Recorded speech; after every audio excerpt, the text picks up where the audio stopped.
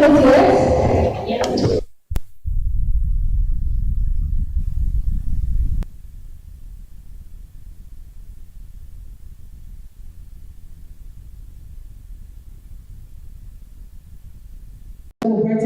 I'll be your host for today. I'll try and do my level best in conversation is one-sided.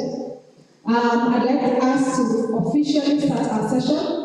I'd like to recognize two people and ask them to come say hi to you because they are JPWAT fraternity. Dorothy Nyaga, social media guru. Tobias Bebe, corporate affairs. Wako ama wako? Okay, Dorothy, karibu. Please just give us opening remarks and welcome us to your campus. Makofi.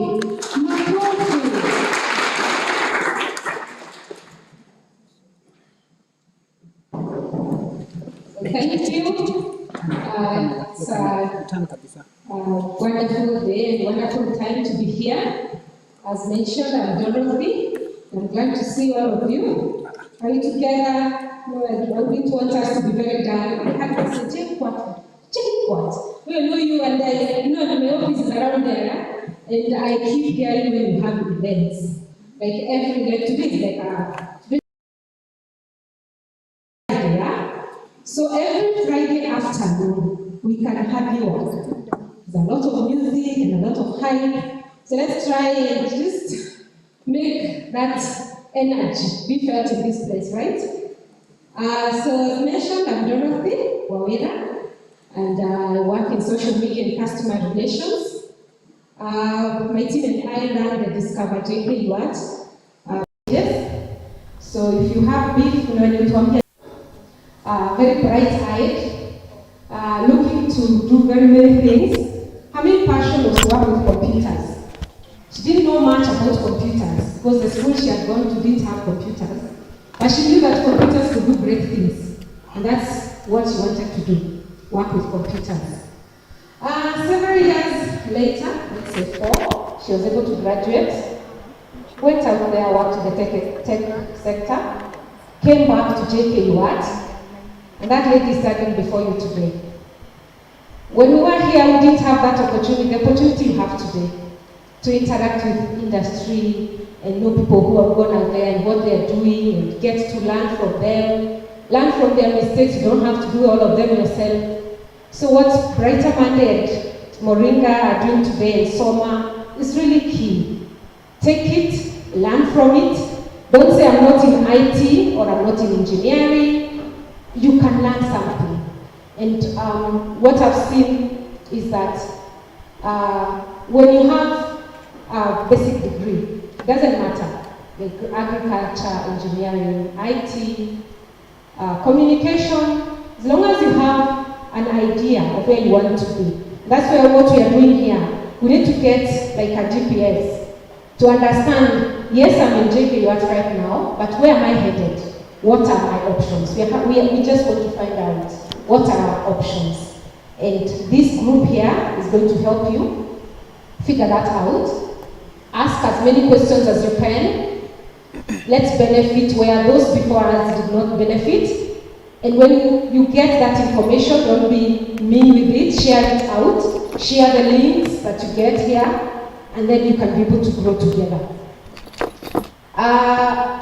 What gives me great joy is when I see students that we've worked with, because I've had several opportunities to do that. See a student work from just an idea to a product to the market. Several years ago, that time my office was somewhere in Tech House. A young engineering student came to my office. He had an idea.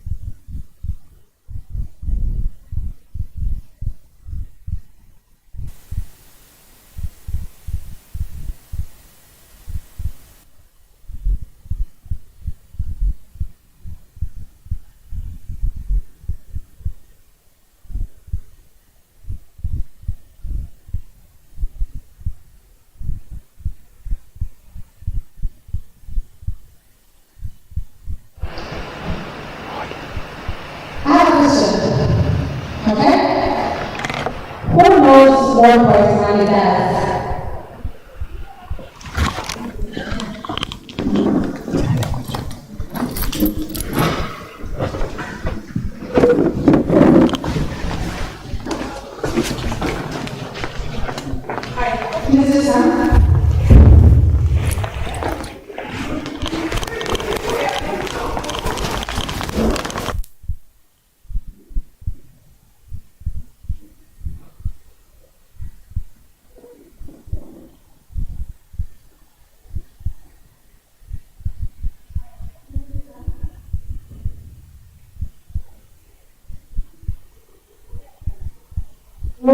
One day, I'm actually a student in banking and finance, and the reason I know data mining probably is because I'm almost exiting to it.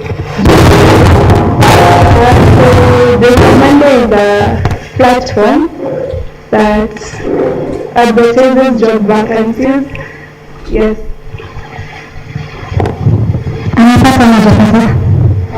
Excuse me. A branded notebook by Commander Moringa. You're right. Alright, so I'll invite Dennis Gibenji. He is a representative from Delta Monday who will tell us how the platform works and how to be a smart job seeker. So, 2 things about him. Number 1, he's a walking encyclopedia, and you can test it. Give him any topic, he will talk about it. Right? Number 2, he's the head of our telesales department, and he has 7 years of experience. So I don't know if there's anybody better to give you insights on Brighter Monday and how you can utilize the platform to get a job. So Dennis, karibu sana. Mpigeni makofi. Thank you, Pansy. You're far too kind. Whatever she said about walking encyclopedia, let's park that for the moment. So Better Monday is 16-year-old. That's half the age of MTV, which means MTV is now too old for its own music. But anyway, we're primarily in the recruitment space, and what we do is we link you with your career. So when you start off, you're in school, and then when you get into school, you're leaving school and you're now looking for work. And Better Monday is there to help you in that journey. Number 1, people refer to themselves more as job shoppers nowadays. So it's almost like you're in a supermarket of jobs and you're trying to pick the one that suits you rather than job seeker. We've had roles where sometimes we're looking for a French speaker, and then 90% of the roles guys don't even speak French. And if you ask them, why did you apply? He says, ni kujaribu. So we're trying to more align ourselves to be prepared for the job market and to fit in. Typical, for instance, if you're looking for, you have a pipe burst in your house, you're looking for a plumber, right? If a guy comes in and then tells you, I can fix this for you, what would you ask them? Are you a plumber, right? I say, no, I'm a nice guy, I treat my girlfriend nicely, I go to church, I'm saved, right? And your sitting room is flooding. That's how the job market is. So try to think about who's the final recipients of the service that you're giving, and then align yourself to that, and you'll be quite successful in the job market. Better Monday also links employers looking for the right people. So employers come to us. For instance, are there guys doing mechatronics here? Mechatronics? Software engineering, anyone? Okay, so they're looking for these kinds of skills. And they ask us, and we look through our database. So the next thing you need to do is update your skills. Third thing is, if you find that there's not enough to update, that's where Moringa comes in. So there are skills that they can provide you that can get you to actually fit into the profile of what the employers want. So those three things: align yourself to the market, grow your skills, and put yourself out there on Better Monday. And that's Better Monday in a nutshell. I'm sure we'll ask more questions as we proceed. Asante sana Pansy.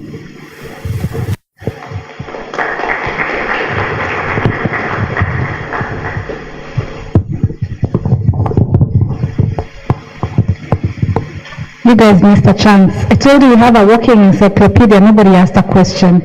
Not even one. All right, my next question. Who knows what Moringa does? First hand up.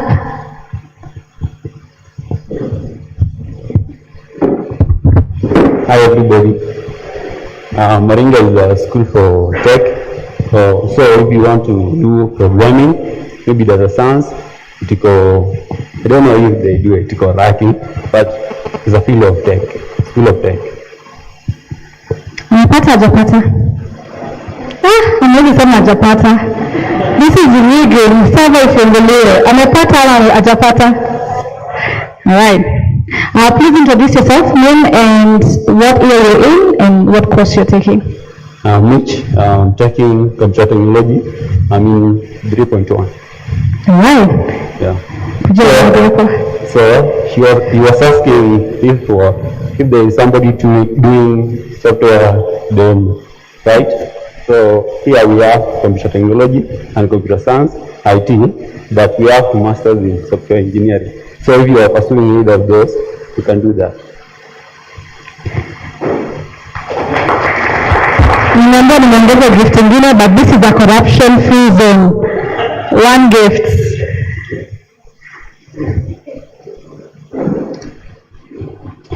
No, energy important. First hand up. How many people have gotten gifts so far? To the rest of you, that could be you. Imagine that. All right, I'd like to invite our main speaker. Mmoja nani? Kumaanisha tamkuangalia posta. Anybody wants to guess?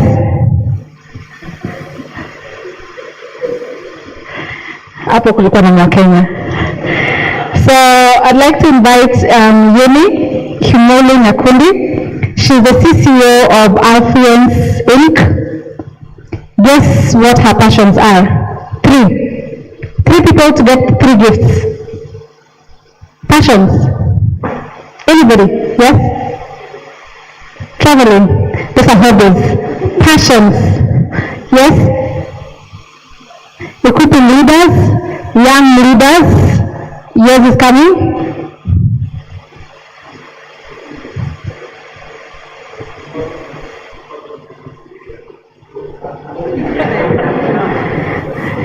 Impacting young leaders.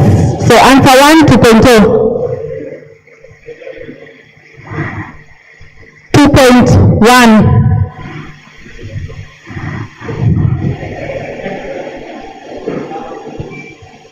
Sorry? Gift yangu kwa hiyo wote ni makofi. Alright, so she has 3 main passions. Both are amongst her passions, and I will randomly give gifts, especially to you because you're the first one. But her passion is marketing, tech, and nimepatia mbili. Sema nyingine. Come, I'm giving you 2 gifts. So, Yuni, karibu sana. Guys, a very, very hearty clap.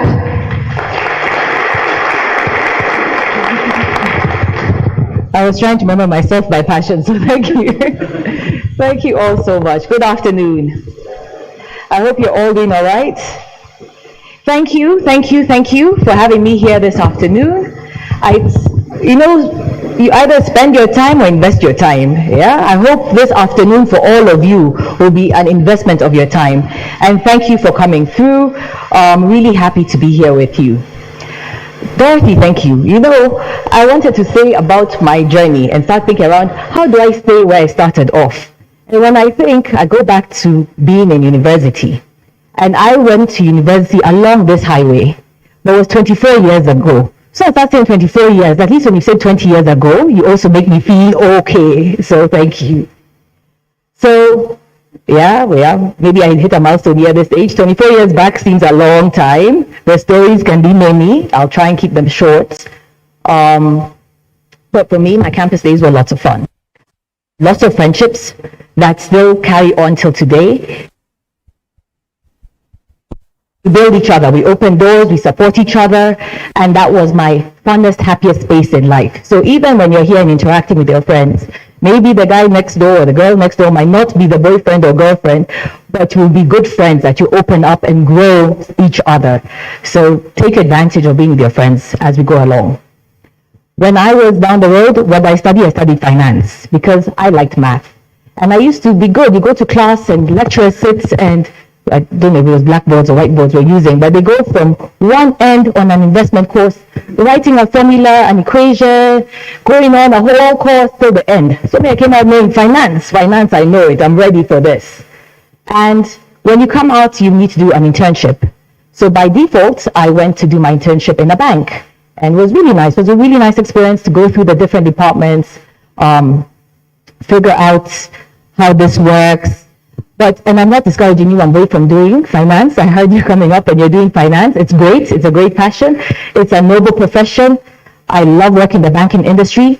But truthfully, for me, I just realized what my course text, how it was packaged, what I'd learned, what the job market in the banking space was not the same thing. It was not resonating for me. What I was doing on those boards was not what I was finding in market. And it really was quite distressful. It was a nice experience, it was nice learning, but I realized, no, this is not my space. So then I'm still looking for that finance. Where is this finance where I'm going to do all these formulas that I had? Don't ask me about them now. Now they might have disappeared. But I met with a lady who she was a retired doctor. She was setting up her different entrepreneur spaces, and she wanted someone to come and help her do financial analysis. So that was a project. A project is something that there's a defined goal and it has a starting point and an ending point. So that was great. And that time you even come and give yourself all big titles, the chief financial analyst. I think I don't know what hour, because here it is, I could call myself whatever it was, and I was happy putting my things into practice. It was great. We're able to review her project, see, okay, this one works this way, this one doesn't. But like any project, it comes to an end. So I got to practice it. I enjoyed it, but that ended in that part. Then I stumbled, and I stumbled into my core. And when I think about stumbling, it's not because stumbling was a problem, it's just that this was not something that I had sat down and thought, okay, this is my strategy, this is my plan, this is where I'm going to be headed towards. But I think it's taking up a challenge in an industry I knew nothing about, which was the advertising industry. And there I really found my happy space. Here I could work on diverse brands. Today I'm working on something it's a Coca-Cola or it's a beverage company. The next day I'm on cigarettes. The next day I'm in a hotel. The next day I'm in a bank, in different elements. But I really resonated with the work of understanding what that brand is, what the consumers want, and connecting them together. If I went into my marketing space and speaking there, in your learning parts, I remember one time we would go get a brief from the client and bring it back to the creative teams to unpack it and explore and bring out their creativity. And they're challenged once, and that was like early on in my career, by the creative director then. So this is what the client has told you. This is what you're telling the team to do. Where is the value you yourself have added in this brief? Or you just a glorified run-around person to collect and come and bring back? And I swore to myself then that anytime I touch something, I'll make sure I need to see in the best way I can do what's the value that I'm bringing to add on to it. And it's just small things that you should just keep practicing in everything it is you do. So I've spent 6 years with Tequila, Ogilvy, handling very many good accounts. And whatever it is you end up doing, please remember, your working life, I don't know how many hours you're up in a day, but working life is 8 to 10 hours, plus more most of the time, to be honest. If you're not happy then, when will you be happy? because you spend so much of your time in your work life, in your career. Even now you spend your time learning, you need to be enjoying what it is you're learning. And there's something, I think Dennis said, it's one thing about having an interest or a good heart, yeah? So you can have the interest, but make sure you also understand the skills you have, you know, whether it will take you on this path, and the constraints you have. It's okay to do, okay, I didn't get that role because I lacked French, and I can go and learn it. You know, we can always keep learning. Today I learned a new term from you. I was saying being a job shopper, not a job seeker. You know, every day you learn something new. Yeah, just embrace the learning part. And I think you've heard this over, and I'll keep repeating it. You know, sometimes when you sit back now, there's some things when you're told and you're like, oh no, that's just someone else saying, why are they saying I'm lucky? But let me tell you, the resources you have at your disposal, having a team like Brighter Monday here, being able to walk you through your career path, you know, making a correction or making a discovery around what it is you're doing or what it is you should be doing is very important. And there's another wrong time to learn, but it's always better if you learn early. And please, please, please take advantage of all the resources, all the team that is here to guide you and support you in this. So I spoke about going into advertising, and I said it was lots of fun and lots of different things. Even along that path, I got to meet my husband. And we're in similar industry fields, but in very different roles. So I've always been, if I go through the many years of my work, I've always been employed. I'm always working in an institution, I'm working for someone, I'm working for an organization. I met my husband, he, from 2001, has been running his own business. So we're both different. There's an entrepreneur person and there's an employed person here. And in my network of friends, in interacting with businesses, there are different personas. One thing I've come to realize, none is more superior or weaker than the other. Do not imagine that for you to make it, you have to be running your own business or you have to be employed. I think both have their strengths, as long as in whichever you're doing, you have an entrepreneurial mindset. Because you can be running your own business but joking around. Or working somewhere else but taking the ownership and passion around what it is you're doing, understanding that business objectives and making sure it succeeds. Yeah, you've heard about companies giving stock equity options. These are not rumors, they actually happen, and there are people who get them, and we get them because it's just that extra value showing, hey, I'm committed to this cause. Hey, I understand this. Yeah. Whichever way it is, choose the path that works for you, but don't imagine, oh, unless it's my own biashara or unless I'm employed, it not work. I think both of them, as long as you work hard with an entrepreneurial mindset. So we're talking about taking different roles. And for me, there are certain things that are core, regardless of, I know we've got very many disciplines that JKUAT offers, and there are certain skills that we just need to have. You need to be able to problem solve. You need to be resilient. I think resilience came out especially for the whole world during this pandemic time, you know. Resilience is things keep changing, you don't even know what's happening. The power to just keep going on and keep going on with this change. Being flexible. One thing is, yes, today the plan maybe was for this to happen here. Things will change. Whatever your roadmap is, you know, I'm hearing words of mechatronics, you know, maybe those are not things that you had before. You have to, oh, maybe there's an opportunity to take on this way. Be flexible. Being flexible does not mean you're lacking your vision, but you are not so you're not so fixed. You know, you hear people say about fixed and growth mindset. It's the person who wants to know, I can change, I can grow bigger in this way. Yeah. You'll find whenever you hang out with humans, we're all different. Yeah, even when you come into the workplace, you're going to deal with different personalities. Some people be good, some people be bad, some people be just so mean. Everybody carries their own different baggages. It's you, how will you relate with others? The business you're engaging in, we do different roles, we might end up in different sectors. It is important to understand the business you are in. What is it they're trying to achieve? What is it that matters to that business? Who is it that they're serving? And what value can that business give that customer? We need to be professional in everything you do, how you communicate your messages, your negotiation skills. And I'll say just one more time, you're fortunate again today to have people who help you bridge the gap in all these different things. Moringa School is here, and we know it's very nice to be able to have a space to interact with you. It's a renowned name. You know, it's a name you know in Moringa School. You know about the tech courses, you know about the graduates, you know about the people who have completed this and the strength of them. And away from even the tech courses, don't sit and think, oh, I'm not doing tech. I know you also do professional development courses. So the other things you can engage with them, to be able to just grow yourself. Some things you might take for granted. So currently, I work in a space of taking word of mouth at scale, where we are connecting people to amplify messages. You can call it influencer marketing, but we discover them. But we work with a lot of content creators. And now the partners we work with, one of them is TikTok. And here you talk with the TikTok team here, and they're talking to you about the big content creators, and we're here seeing what is this, and like, oh wow, you're seeing these are young, vibrant people, excellent. The content is resonating. They have how many followers? Brands want to come onto them. They want to see, how can I get you to push my message? How can I? And you're remunerated. Brands is here giving you gifts. Here the gifts are money gifts where a brand is getting you to push their message. And there's this one really, really big creator who, unfortunately, he's sending an email to a brand. This is a client who has already found, oh wow, this guy resonates with me, would be great. But his entire story, whatever he wanted to say, he's put it in the subject line, not in the body text of an email. Because maybe we're used to chatting on WhatsApp or these things of SMSs or on our social, and the small things we take for granted, but it makes a big difference. When you see a typo in your resume, in your CV or things like this, and people think, oh, it's just a typo, it really makes a big difference. The small things, because it's your first impression, your first things.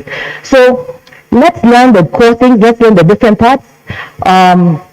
I see a friend here, Martin, of some. I'm sure if you're to add on, there are many other examples when you do your award selections that maybe sometimes people get disqualified on things, just on small facts that we just need to pay attention to details as we do our things. Yeah.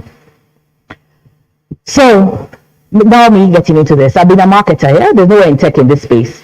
My husband did. I think he had 2 intentions, very selfish ones. I think he knows tech in his mind that point has money. He kept saying, you go for this tech job. I've seen this here. Yeah, this company, Samsung, different names are working. And I think he was interacting with clients there and seemed very vibrant. But for me, I was like, no. Yeah, how can I do tech? I have done so many industries. Even I remember going to Eldorado for some things for a company that does the power poles before we came to doing these stone ones. Seeing how the timber gets treated for a power pole to stay on for long. I've gone through various industries, but never tech. But tech, it's because, even now I'd come my phone because I wanted to put my stopwatch on to make sure that I don't forget, and I think I've forgotten. So thanks if I go for too long, remind me. But I used to be distressed to change my SIM card. It's just a mind block. It's not because of anything else. It was just a mind block that this is too technical for me. So anyway, after my advertising days, I'd spent 10 years building a health insurer brand. It was a nice brand. We went across the region. And then these tech giants, not just a tech company, a giant, let me just say, it was quite an honor. A giant came knocking. They're being told, hey, Uni, IBM who? Who wants to talk to who? Really? Okay. So the first part is just that, how do I say no without saying no? Let me just go meet this person. And in fact, that time I'd broken my ankle and I'm hopping in heels. So I tried to figure out in crutches, how do I hop along? And this recruiter comes and the first thing he's doing is trying to pretend to kick my leg. So I already start off by fighting and shouting and laughing. But the role we're looking for then was, the titles can be long, Eastern African Marketing Communications and Corporate Citizenship Leader. Something long on that way. It was a really nice, exciting role. So we have a conversation, move on to the next person. Okay, that's nobody ate me. The technology didn't eat me. It was a nice part. It was a series of meeting the teams here in other countries, the different managers. 5 months down the road, it's a long process. Yeah. So also sometimes when we're in the job market, if something doesn't happen, don't give up also. It's good to keep trying as you're shopping, but doesn't mean that within 2 weeks, if you have not realized something, it will not come through. This is 5 months down the road. I'm confused. These people came, why are they taking so long? I got to join this company and I loved it. I was there for 5.5 years. By the start of this year, I was transitioning. My role had changed.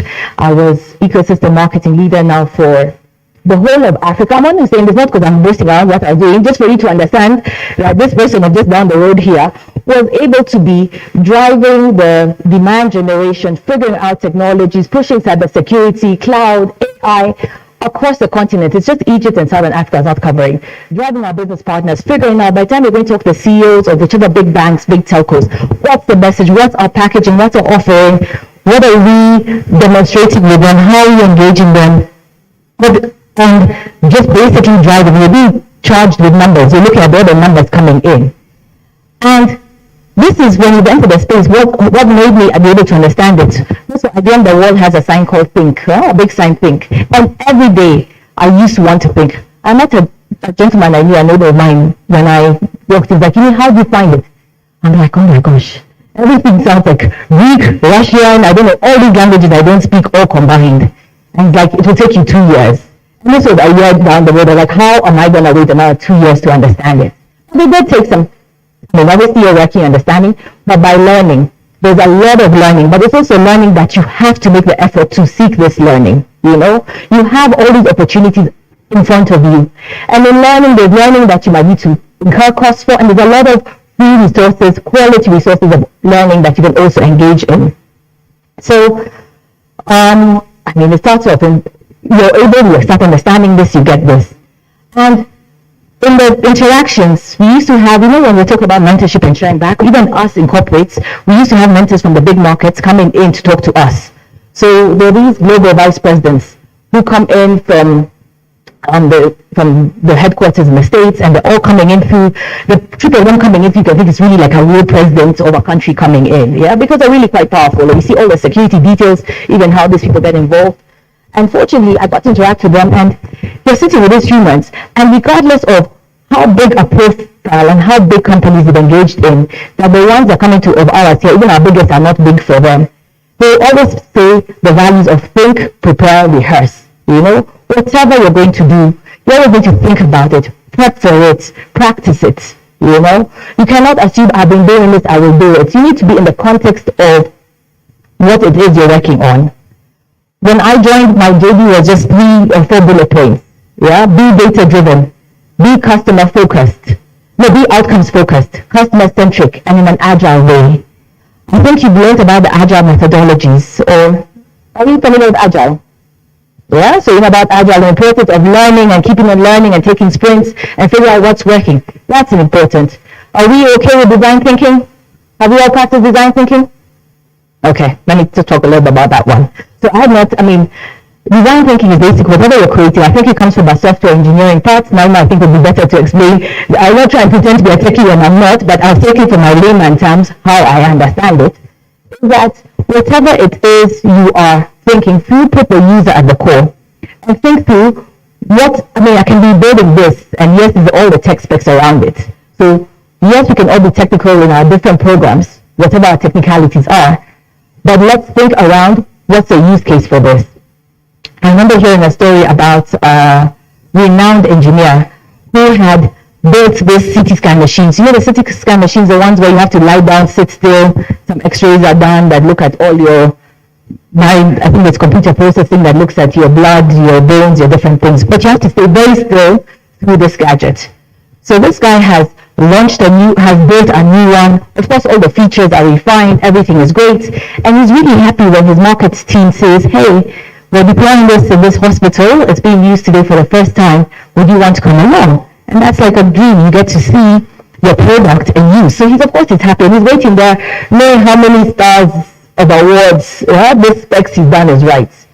And the first patient they have that day is the parents and a little child. And the child is distressed, the parents are distressed. You have to call an anesthetist, I don't like that word. The ones for putting you to sleep. You have to call one of those doctors to bring them along, because this child needs to be sedated. Because there's no way they're going to enter this thing that you lie, stand through, and sit still, and they're very, very, very distressed. So this guy could not believe, oh my gosh, such drama, this a bad experience for what should be his cool technology. But he went back, did months of research, and started understanding not the tech, because the tech exists, not the features for it, it's already all sleek and all, and efficient and accurate, but understanding the user, and going into understanding who's his user, going in by sitting in nurseries, in daycare centers, talking to child psychologists, teachers, different people, just to understand what it is. And at the end of it, basically, there's no change needed to the CT scan machine in itself and how it works.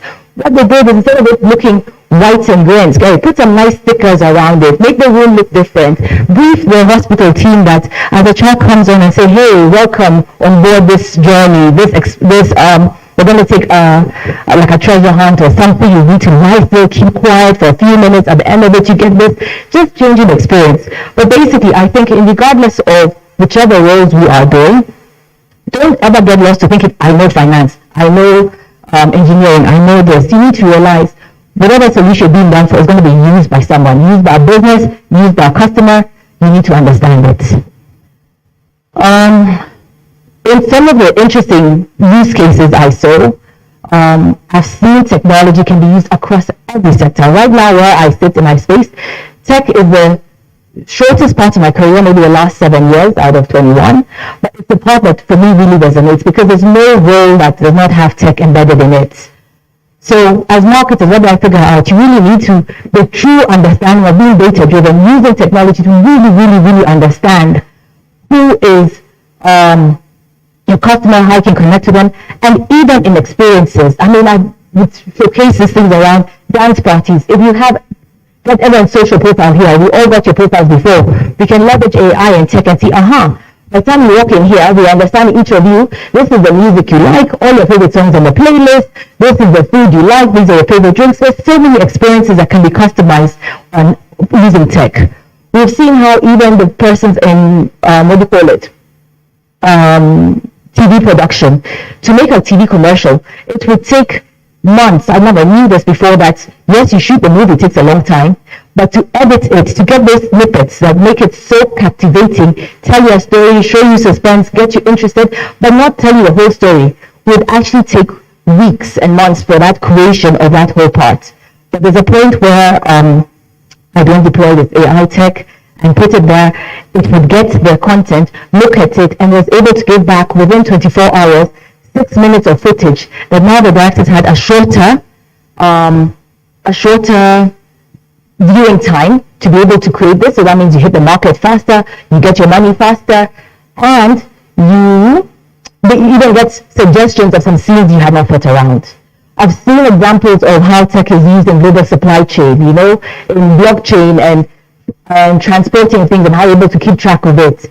In marine, in environment, when you are, just the other day there was this, I don't know if you saw about the Mayflower ship, the first crewless, I think it's a 15-meter wide ship that was sent out to sea with not a single human being on board. It had 6 cameras and 50 sensors. So it's fully automated.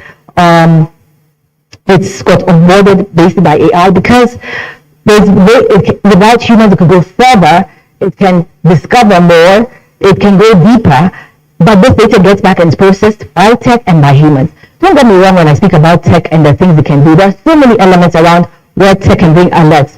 But where tech works best is you need deep tech and deep human expertise. That fusion needs to be there. So even when you hear all these conversations around technology, don't imagine it's coming to replace you. If your job is just and a computer can do that, then let it replace you. But if you can add value in what you're doing, then you'll not be replaced by tech, but you complement each other. So I think I said about going over and beyond, giving value. I think whatever it is, and not just in workspaces. In workspaces, it's good. It gives you exposure. I've ended up, in the pandemic, ended up leading the business continuity for the company. You end up talking to safety managers, running lots of different processes. I've volunteered in safety and health committees. As a mom, I'm very happy when I'm learning things for first aid for free, when I figure out about why I need which fire extinguisher. So there are different things that you keep learning in different ways. Even if you're volunteering for planning a party, it's good things. You connect with different people and learn it. But also in the community, give back in different ways. I've had the joy of serving in different boards. I've served in the board of Marketing Society of Kenya for many years, I think about 7, Bible Society of Kenya, NGOs, Helen Keller, and a few other organizations. And in each place I learn, there's some things I say, that I do not want to do, or I do not want to be like that, or this I learn.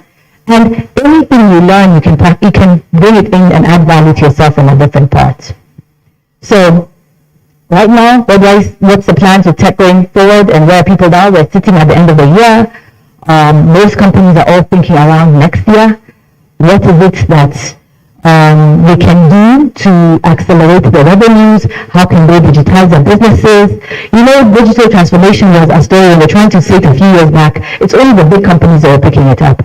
I think this pandemic, as unfortunate as it was also a learning that you really having just a website, having just small basic digital things not being digitized. Yeah, you have to have it in your end-to-end operations of different parts. And companies that are growing are realizing there's a fusion needed between the IT, the technical teams, and the business teams. And please just, if you're sitting on any technical side, whatever you're calling it, do not negate or ignore the importance of learning the business side. And if you're sitting on any business side role, like non-technical, don't ignore the other, because that fusion is what is leading the new era. There's so many different trends coming up. There's so many things being analyzed and being figured out what it is. I'm personally interested in following this whole conversations around the metaverse. Maybe it's because I watch my children playing Roblox all the time and having these Roblox and these different parts, and I think that's an early entry into the metaverse, which is basically how allowing technologies to replicate or enhance physical activities. And companies will be bringing this. I think things used to call intranets now become intraverses. I think our social media platforms are now metaverse platforms. You see people buying real estate. There's so many different things that we can learn. Let's not forget that whatever side we sit on, we need to be conscious around data governance, security, privacy policy, all these things come up. And just as I wrap up, I really hope you're going to have questions for me. I will answer the mic coming here, so I want to hear more questions, comments, thoughts, ideas around where you're going out into school. But I really feel we are really lucky to be, we're lucky. Universities have evolved their curriculum. When you look at it, they have great content, it's evolved. But you also need to go beyond and invest yourself. It's great you're here. Your degree is important. Yeah, you need it, but you need that plus more. Don't imagine that just finishing this is just enough of a ride. Yeah, invest more, stay connected, make diverse connections, keep learning, invest in yourself, invest in different things, not just learning, even learning social skills, different things is very good. Keep exploring, try new things. It doesn't hurt to try. Every win or not is a learning opportunity. Go over and beyond and just discover your happy space. Thank you very much for your time.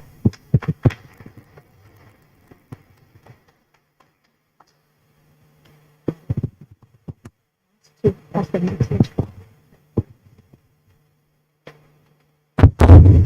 have any questions? I'll come back. Yeah, nice. You learn well.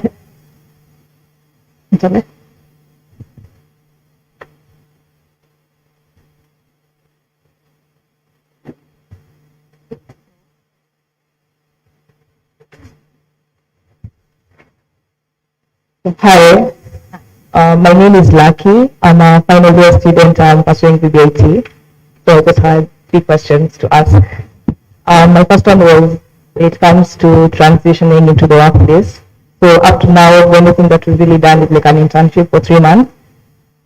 We usually expect, especially like for most technical roles, that you'll have more of a, where the company is going to give you more of a skills training on the job, but you really don't know how you're supposed to relate with your colleagues, because most of them will be older than you. So I'd like to know a few tips on how you can handle that when you enter the job market. My second question would be, you mentioned about being an entrepreneur and being employed, but when it comes to employment, you have startups and like more established companies, and the common notion that's going around is that when you want to hit the ground running, you need to hit a startup.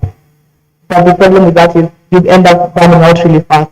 If for someone that's looking for a career focused more on growth, more than the role that you're taking on, what would be the best way to get into the career? Because we also know, like for more established companies, it's difficult to get a promotion and to move up the ladder quite quickly. For my last question, I'm so sorry, no problem. So for my last question is, for somebody like me, I have parents that are pushing to do a master's, but I'm not really sure that that's the best opportunity for somebody in tech to take on, because that's more learning and you really don't get experience in the job market. So I'm trying to understand if it would be the best thing to just immediately jump into a master's or first get like workplace experience. Thank you. Oh, wow, such nice questions. Can I answer those ones first before I forget? Alrighty. So I don't think I might answer, I'll just give you my thoughts. I don't want to go against what your parents are saying or going against what your thoughts are. I'll just give you my thoughts. First of all, internship, if I got your thoughts right, I think your question around internship is, the first question you had asked, the rest of it.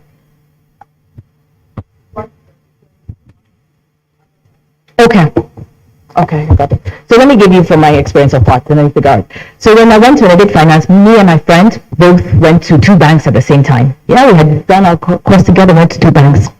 She went into CBA at the time, and throughout her 3 months, she stuck in treasury.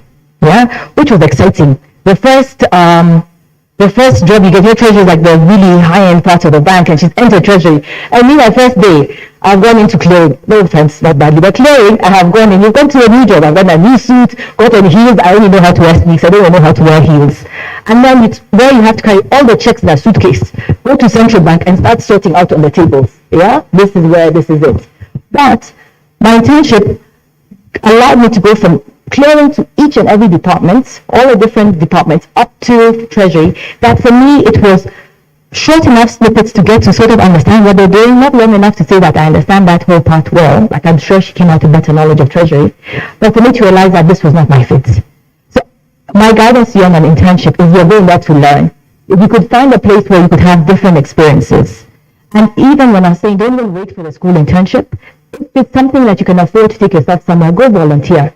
Go say, hey, can I come and join you I'm on holiday now, can I work with you for 3 weeks and be professional in those 3 weeks, you know?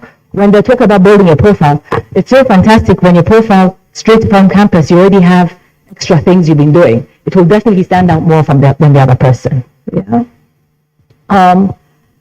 When you relate to people, that I'd say be yourself, and be yourself being a kind self. I'm assuming you're a kind person, not being a bad person, you know?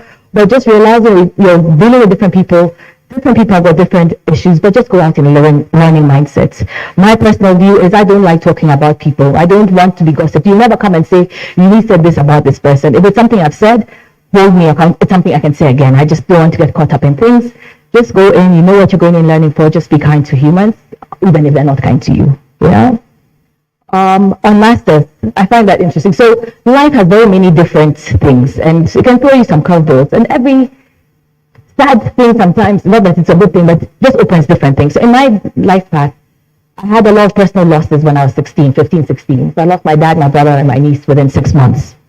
And at that point, my plan was about, okay, you're going to finish, do A-levels, go away, go to another university, go away. But that didn't happen. It was too young for me after such a big grief at home to separate.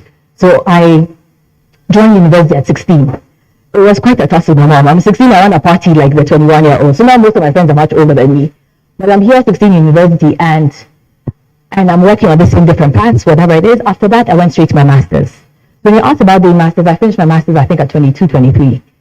And am I happy I did it? Yes. Because I've seen friends struggling to do their master's when they're much older and children and different parts. So I'm really glad that if Dr. Monday come up with 15 masters on my paper, that was many years back. But do I think it was enough to have done them immediately? Would I have thought to wait? If you have the chance to do it, I don't think it's a bad thing to do your master's. But don't imagine that doing your master's is where your education will stop and end. You know? Then even now go back, do programs with institutions like Moringa or other professional learning things. You know? I've seen the power of professional certifications. So I think if you have an opportunity to do your master's, I personally think it's not bad to do it. It disadvantages you when you're in class with, here I am speaking my age. I remember being in a class where one of my classmates started saying his work experience in leadership roles, and I just thought, oh, my age here has already been passed long time back. You know, there's some disadvantages, there's also some vibrancy and some advantages of it. Yeah. And in terms of businesses and entrepreneur mindset, I think when you say about startups, established companies, I've had experiences with those. Both of them give you different strengths, different challenges. What I find is established companies also give you the benefit of maybe some structure, some processes, some learning, some different elements, you know, and maybe startups have a faster way of going through on different parts. But if you're ever, there's a whole team of wise humans here who are happy to have a coffee date with you, have a lunch date, myself included. If you want to just sit and pack, look at this possibilities and brainstorm with. Mentorship is also a really good thing. Just find someone to work with you. If you want help, I'm sure between myself and the team here, you'll have someone happy to work with you.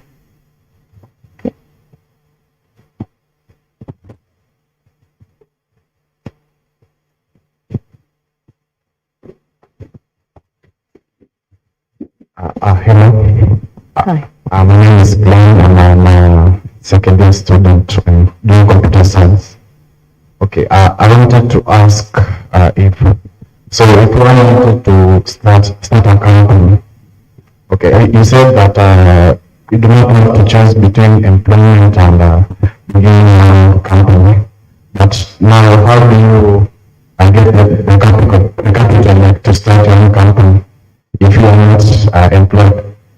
Yeah. Okay, so you're asking the wrong question. You're someone who's been employed forever, but let me try.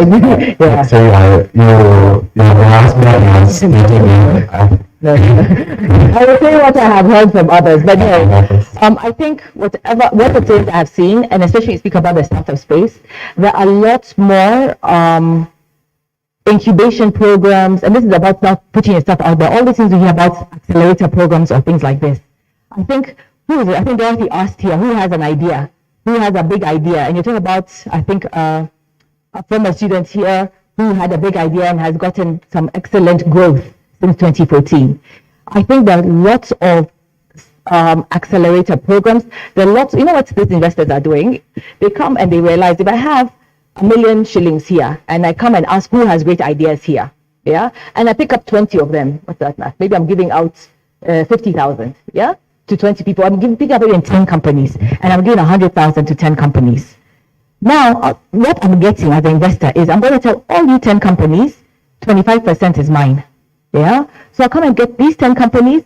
Out of those 10, the investors know probably 8 of them or 9 of them will fail. But the one that will fail will give me back 20 million on top of my 1 million. You know? So there are lots of investors hungry, but you need to have your idea, package your idea. You know, think it through, be clever around it, and then go try out all these accelerator programs. There's some which might be, okay, this program is only for something linked to agriculture and technology, or something linked to education, or some are just open, but just seeking and finding, and there are lots of resources, even just a quick online search and finding out where is it, how can you get your pre-seed capital. There are many opportunities right now in the market for that. Yep.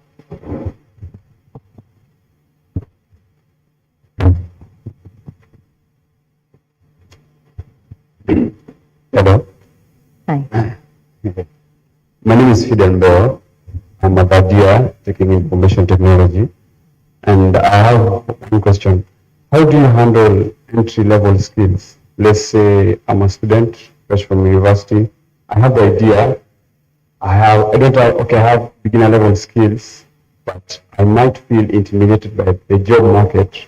So at Moringa, how do you approach skill, like raw skill, in a manner that can develop the whole person, become better in the long run? I will not attempt to answer on behalf of Moringa. There are many, there are many of them here. Who should best take that question? Yeah, yeah, Rasha here. The question is, how do you handle entry-level skill in such a manner that you tap into the full potential of the student as a whole person? I think at our lead, but I will attempt to respond. So at Moringa, we train people in both technical and professional skills, right? So you come in as a complete beginner, especially for a software engineering program. Then I will take you from scratch, like learning the Python, Ruby and Rails. These are just programming languages, it's not Python, the snake. Yeah, so you will go through all that. You will learn through projects. And then how do we now fully flesh you? The way our programs are designed, we simulate the workplace, right?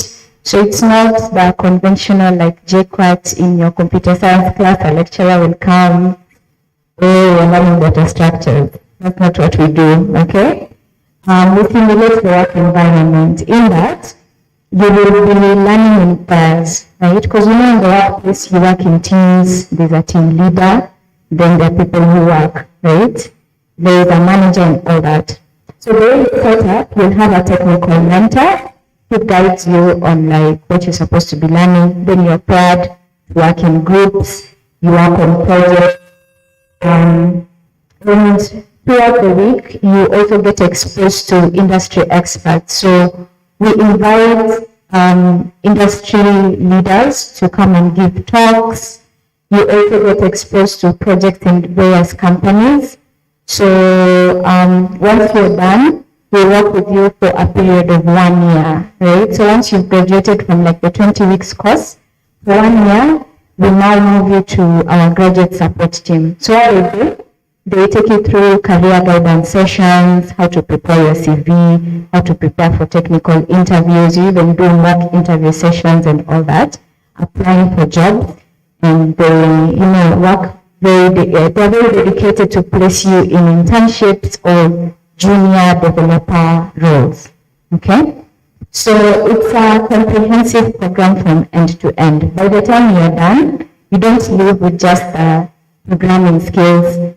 You're able to join a team, you're able to join an organization and do the job, right? You will simulate yourself into the teams, and you will get to understand what that business does because you already have that exposure. So I hope I've answered your question on how we prepare corporate beginners or like entry-level tech professionals, right? Yeah.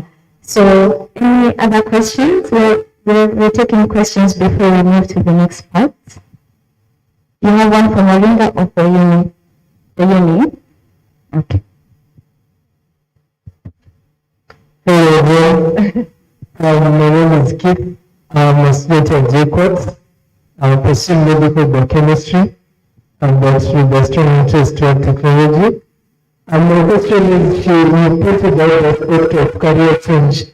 So I love to maybe get a clear picture of if somebody is changing towards a different career. Let's say now if I shift towards technology, what are the things that I should consider and the reality that comes with it? Maybe something to do with time, commitment, and also the demands that are in the job market. Okay, so first, why are you wanting to shift yourself right now? Why would you be wanting to shift? It's also because of interest. And also the ideas that I've been having in my mind towards technology. Previously, I'm also a certified financial analyst. So I'm trying to figure out how I can merge finances with technology. Okay, so I'll give my thoughts, and then I'm sure the team at Brighter Monday might also be cleverer on career paths and things. But I just think, first of all, I think there's no knowledge that's useless knowledge. Yeah. Even when I say I left my finance part, I think the strengths I've had in my marketing path, in my business development, and all the different things I've done is because of my detail parts and the things from finance. Some of the things that were ingrained and some of the structures and controls, risk management, different things come from that foundation. So whatever you have already learned would not be like a time waster as you change on things. I think it's also important not to change, just as asking you a reason, just because maybe today we're speaking about tech being this part or different parts. It's important to learn, even if you're not in a, like I think my core is, if you're not even a tech role, how can you blend tech? How can you blend these other things into the profession you are doing? If you do want an absolute change, it's important, it's good, it's okay, yeah?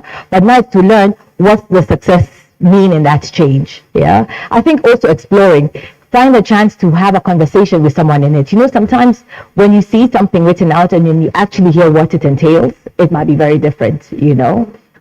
Try do a lot of research, understand. If you see this a fit for you, figure out, okay, what skill sets do you already have that fits this? What is it where your gaps are? And then now you go and learn those skill sets around it. And then also now it's good to get certification. Like, truthfully, I worked in 20 years in marketing. I never had any marketing certification, but 2-3 years back, I did something with Pragmatic Institute. So at least now I know somewhere in my lines there's some papers which are pure marketing certified things. And I still learned, even many years later, still learned things that are really relevant now, even when you talk about product market fit, when you're looking at product, the different elements I got certified on. So it's also good to learn. Don't assume you can just do a line, also learn around what's the certification, what's the extra learning you can do for this part. Yeah. I say thank you. Yeah. Thank you very, very, very much. I'm really happy to have been with you.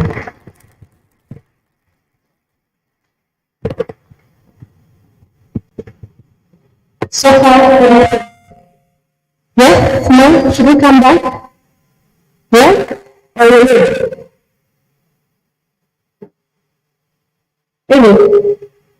Alright. So we have one more person and then we'll call it a day. I'd like to invite our panelists. I ask you to come back as well.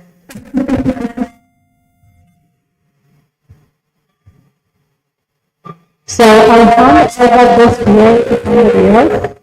And maybe before we start, I will introduce themselves. They will tell us one thing that is not in their LinkedIn profile. Yeah?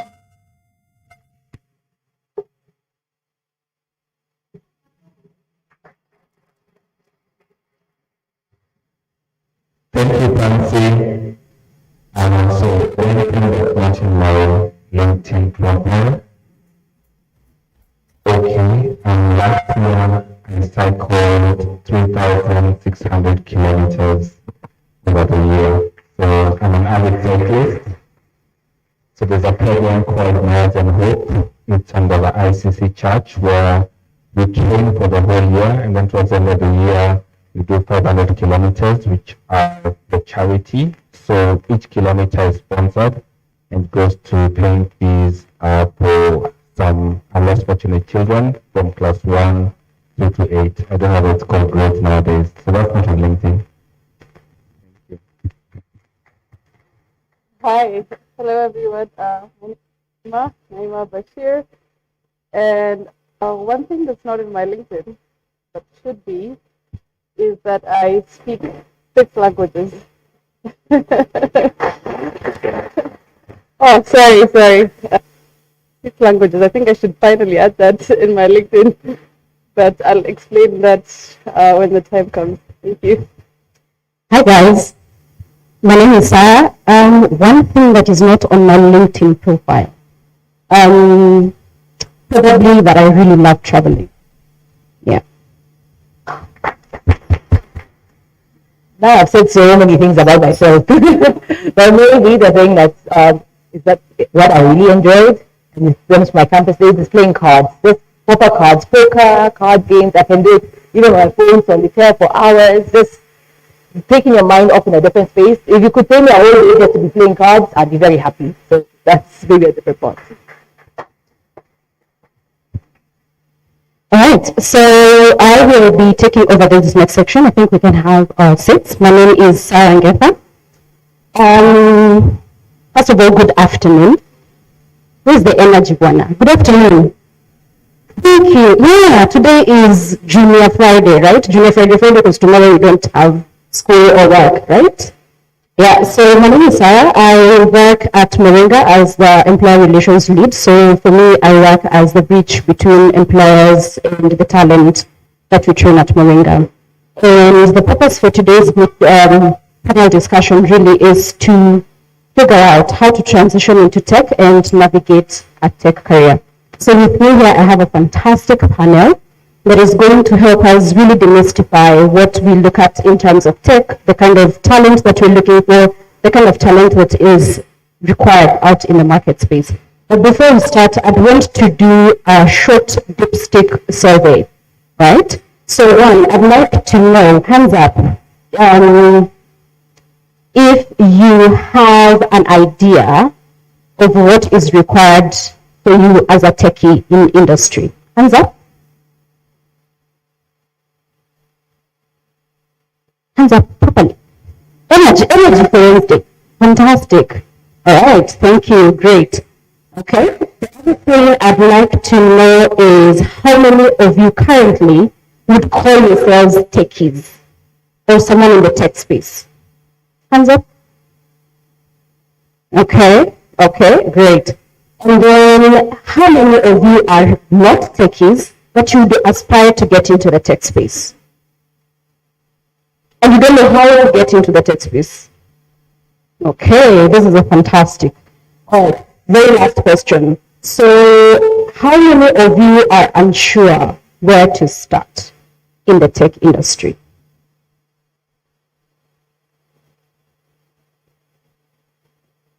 The hands numbers have considerably gone down.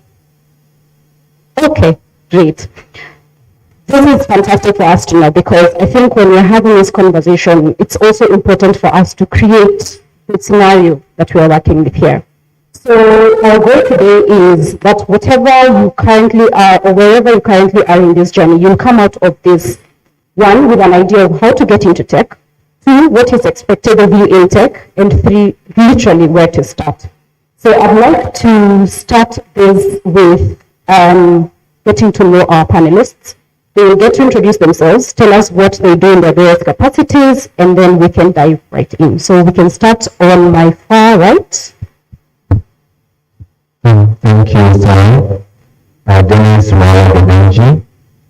I have a long career. Currently, I'm working as the head of telesales. I run the call center at Delta Monday.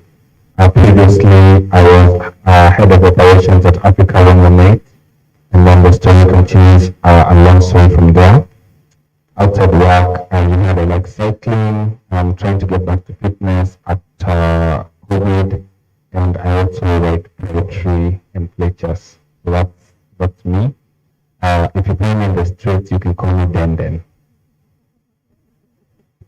All right, thank you, Denden. We'll go right next to Naima. Tell us who you are, where you're from, and what you currently do. All right. As I mentioned, my name is Naima Bashir. I am a software engineer / project manager at ONA. ONA is a Kenyan / American company that mostly works with digital health and data solutions for NGOs like WHO and USAID. I'll go into the details of my career, I think, as we go along, because it's quite long, but not as detailed as his. I'm still a, let's say, 4-year experience. That would be a media level engineer. So I think I would be the perfect person for someone who's freshly out of university and how to basically go through about a career in tech. Thanks. Right. Then last but not least, who has introduced herself? So I guess we can dive right in. And for me, it's just to create a scenario. I remember, and I don't know if either of you can relate with me, about 22 years ago, we had the Y2K, right? When we were told the world is going to shut down, it's the era of darkness, but somehow it did not turn, because when the clock struck 12, it became brighter than it was before. It became illuminated because we had started getting into what we call the fourth industrial revolution, into tech, right? So for me, my first question, I think, would go to Dennis in terms of how has tech evolved over time? For these last 22 years, what have we seen the growth and the strides look like? And also to help paint a scenario for the upcoming techies and for those who want to venture, what does that general ecosystem at this point look like? Thank you. Thank you for that question. So a long time ago in a land far away, there was the Y2K. It was a bug. And the bug came from the point that the date set and the programming language were set in such a way that they could not jump into the new millennium. And therefore, all banking systems, ATMs would dispense money at random. The nuclear power plants in Germany and would blow up because now the systems can no longer support it. And it was a lot of groupthink. And we find groupthink is a thing which is affecting us, like we're now in campus and we've moved off from secondary, we were told to wear a uniform. And then if we look at ourselves, we're mostly all in t-shirt and jeans. Yeah. And fighting not to be in uniform. So that was just something that sparked out, and people who thought they would now think independently would now get the opportunity to come out. So previously you'd find in 1983, that's when DOS came out, 1983, yeah? That's, how many years is that? Like a millennium, right? Eons. And people would use what was called the command line. So you had to put in commands, a DIR and things like that, just to get something off the machine. Bill Gates is reported to have said that 640 kilobytes is more memory than anybody could ever use in their lives. Yeah. I don't know if any of you, is there a museum in the university where you can see like a floppy disk? Yeah. And there was this phone, I don't want to say what the age is, but the phone that you had to go around ringing, yeah. And that moved on, and then came Windows 3.0, 3.1. 3.1 was magnificent because for the first time you could actually point at something on the screen and open a program. Yeah, you would use something called an XY position locator. So an XY position locator is a question. Raise your hand. What do you know? What is an XY position locator? Yeah? Just raise your voice and say, it's a mouse. Yeah? So it was crazy. Yeah? And things were working on the keyboard and we started pointing at things. And now we moved on to a point where you could actually get your, was it an Apple shuffle, where you could switch your playlist by shaking your device. And then there was this big lawsuit between Samsung and Apple around, you know how you can zoom into your picture by just making a movement on your hand. So Samsung felt that Apple felt that Samsung had stolen that technology from them. And I think the suit went to like $1 billion or something like that. And Samsung paid that money in 5-cent coins. So 30 tracks of 5-cent coins were driven to Palo Alto. Yeah, this is where Fancy says, but anyway, technology goes up. 1992 was the first time an SMS was sent. Yeah, it's also almost like the last time Arsenal won the Premier League, but that's besides the point. So that's technology. And then the internet now opened up so many things for us. Yeah, we're using hypertext markup language, HTML, where you could click something and take you to another page. And apparently the Bible has 69,000 hyperlinks. So technology went up. We went into something called 1G. 1G is the phone that you put on the phone. And then 2G came with, what was it? WAP, something called WAP. And then Kcell and Safaricom came to Kenya, where Safaricom was Simba Telcom. And it cost you maybe 2,500 to get a line. Yeah, these lines are given for free outside archives in town. Yeah. And you buy credit of 500 from Kcell, and then they would actually take out like half that money as tax. And that was the situation they were in. And remember when Michael Joseph famously said, our calling habits are peculiar. Because the calling cost was so high, we would wait for the to reach out. And then next came in 2G, 3G phones, and then M-Pesa came in. And this is something that has changed our lives. Not only changed our lives financially, but has changed the way we look at things and open up. The point is the technology has really come up, and there's always been space for a techie. There's always been space for a techie. From the point where the telecom engineers, there was something where they had a little box, an exchange in the middle of a neighborhood, and if your line went down, they had to fix the exchange. And if you are rude to them, they would fix it, and then they'd come back at night and cut it again. Yeah, until you learned who was boss. Yeah. And so I'm moving and think about it. Kenya, we've always been at the cusp, at the edge of this technology. How do I say that? We skipped landlines. We had very little interaction with landlines, and we jumped straight to the phones. So the phones we had were better than the ones they had in the UK in a similar time. And we've always been very kind of innovative around that and built technologies, and we really haven't cared about the rules. It's what works that has ruled, and that's the customer centricity that has taken us ahead. Now we're moving into Internet of Things. Your fridge is going to scan itself, see that it doesn't have enough stock and order directly by your credit card. And then there's going to be a driverless car that delivers this. Yeah. You've seen all these memes around Siri and you're calling, hi Siri. They know it's Alexa, right? Who is Siri? Yeah. And that's the life that we're going into. And more we have to adapt to that. And that's the journey that technology has taken so far.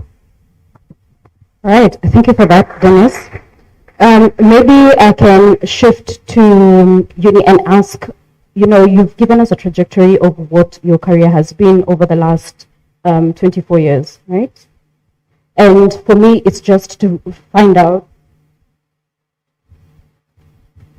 for me, is to kind of now tie down to the various facets of our lives and businesses in terms of what role now has technology placed or come into play as far as creating continuity in businesses, in terms of changing how we conduct business, in terms of how we live our lives. What has that shift looked like, over time for you as you've been in industry and in the various sectors that you have come across? Is there any sector that you feel that has not been touched by technology, or technology remains obsolete in that specific industry or sector? That's a very easy one. Absolutely none. Because I really feel like in any industry, any job function, any role, tech is the underlying fusion that can be put into it. I gave a few examples of use cases of tech, but there are like a lot more. I'd actually be asking someone to call out which industry do you think we cannot use technology in, Even when it comes in from not only just industry age, even I look at the youngest children, they're learning now, or the older people, and even health devices or different aspects. You're speaking about even in homes, how we're having this. I really think the fusion of tech in everything is there. It's about being able to leverage it. When you're speaking about the change in Y2K, I think the fear around Y2K was a fear of the unknown. And there's a lot we know and there's a lot we don't know. And let's not put blocks of when we don't know something, dismiss it, explore it. There's some technologies that might come to fruit. Others might be an idea that just wasn't a good idea. But I think all the ideas that are there, it's worth exploring, it's worth seeing. One key thing is tech is going to help on this, but in any different aspect, there's a lot of information that's collected. The power of information, the power of knowledge, the power of data cannot be disregarded. I think even if you hear Safaricom's reports on things, they speak more about data than even voice and other things. Yeah, I forget the figure, but just by Pansy asking us all to upload a picture at the start of this session, we're all posting, we're all generating more and more data. That's a whole new line of parts. So even from a tech space, it's about all the things around managing the data. But from a business side, when you ask your customers all these questions, when you collect all this information, what are you doing with this data? What insights are you truly leveraging out of it?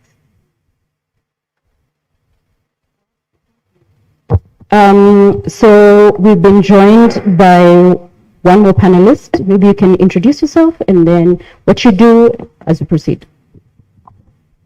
Hi everyone. Yeah, so Aaron Wangereka. I'm an Android engineer by profession. Currently working at Apollo Agriculture. Apart from that, I also help organize a couple of communities here in Kenya. Android 254, Droidphone, and also Coffee in Kenya. And yeah, love writing and also into communities and people who are passionate about it. All right, thank you. Let me just throw you off the deep end here. So we've come from talking about how technology has grown since, for the last 22 years and how that has expanded in terms of business and how we conduct things in our lives. So I'm curious to find out, why do you feel like tech is now the next big thing? I know it has been for the longest time, but it's still something that is consistently growing. Why do you feel that is, based on where your career is at right now and where you've come from? I think probably it's the ease of access. I think many different people can be able to access tech, even when they're in the remote areas, not only like people who are in Nairobi, for example. If we use like Kenya as an example, you'll find people even who are in the remote areas can be able to sort of access tech, and then if they have like access to internet and then they can be able to do their own stuff remotely. So I think that itself is usually like a big thing. And also the other thing is that it usually helps people, regardless of their background, to be able to do unachievable things. For example, if you start your career in tech and then be consistent, at the end of it all, you're able to do things that you never imagined that you could do, even without those connections that people maybe keep on mentioning, or even without having come from a rich background. This is something I've seen, especially with the people like I interact with on a daily basis, people who didn't think like they'll be where they are in life, but through tech, it has enabled them to do far more achievable things that they would have imagined. All right, thank you so much, Harun. Naima, I want to come to your end, and you've mentioned how you are, you've launched yourself into the space. So my question for you is, what would your advice be in terms of what does it take to build and have a successful career in tech? What does that look like? How would you envision it? So I'll answer that with a personal experience of my journey to tech. And of course, there are many different ways to roam. My experience would just be an insight, but then there are other people who can try it out. So most technological companies require technical skills and non-technical skills. Technical skills mean programming languages, coding, and becoming a developer. There are different careers on how you can do that. For example, you can be an Android developer, right? If you've always been interested about looking at apps on your Android phone and figuring out how they work, what you're interested in is becoming an Android developer. So the first step to become an Android developer would be, what language is required for me to learn that skill? That would be Java, for example, right? That's the first step. The second step is, how do I learn Java? Am I currently in school? Am I going through the technical university? Let's say JQuat provides computer science courses. Am I not in a non-tech career? Let's say if I'm in finance, I think someone was in another career, something to do with engineering, and you're interested in tech. That means it shouldn't be the end of it. It should be a pathway for you to get there. So in your free time, you can do things like boot camps, online courses. There's a lot of online courses. And if you feel like you don't have them, I'll send out as many resources to you as possible. Most of them are free, some are paid. You don't need the paid ones unless, let's say, you need that extra skill that you can't find online. And once you figure out the technical skill, you need some non-technical skills. For example, networking. Networking is something that has been underrated a lot, because most techies just want to, have their laptop, connect to Wi-Fi, do their work, and hi, how are you? That's it. Most of them, it's a common myth, but it has some truth to it, where they're not very social. But then most of the opportunities come through conversations. You say, hi, my name is so-and-so. I'm interested in becoming an Android developer. How do I go about it? I'll be like, oh, I remember you. If I find an opportunity, I'll send it to you. The next thing that's very important is internships. Let's say you guys are about to finish school, or you're about to finish university, and you're thinking, okay, I want to get into tech. What do? I want to become a Python developer. I want to become a web developer. I want to become a DevOps engineer. The thing is, you're allowed to try. You're allowed to make a lot of mistakes. You're allowed to experience new things. The best thing I would suggest is get into internships. Okay? So from my personal experience, I finished high school about 10 years ago, I'd say, in Nairobi. And then after that, I knew that I didn't want to study in Kenya, because I wanted to study computer engineering.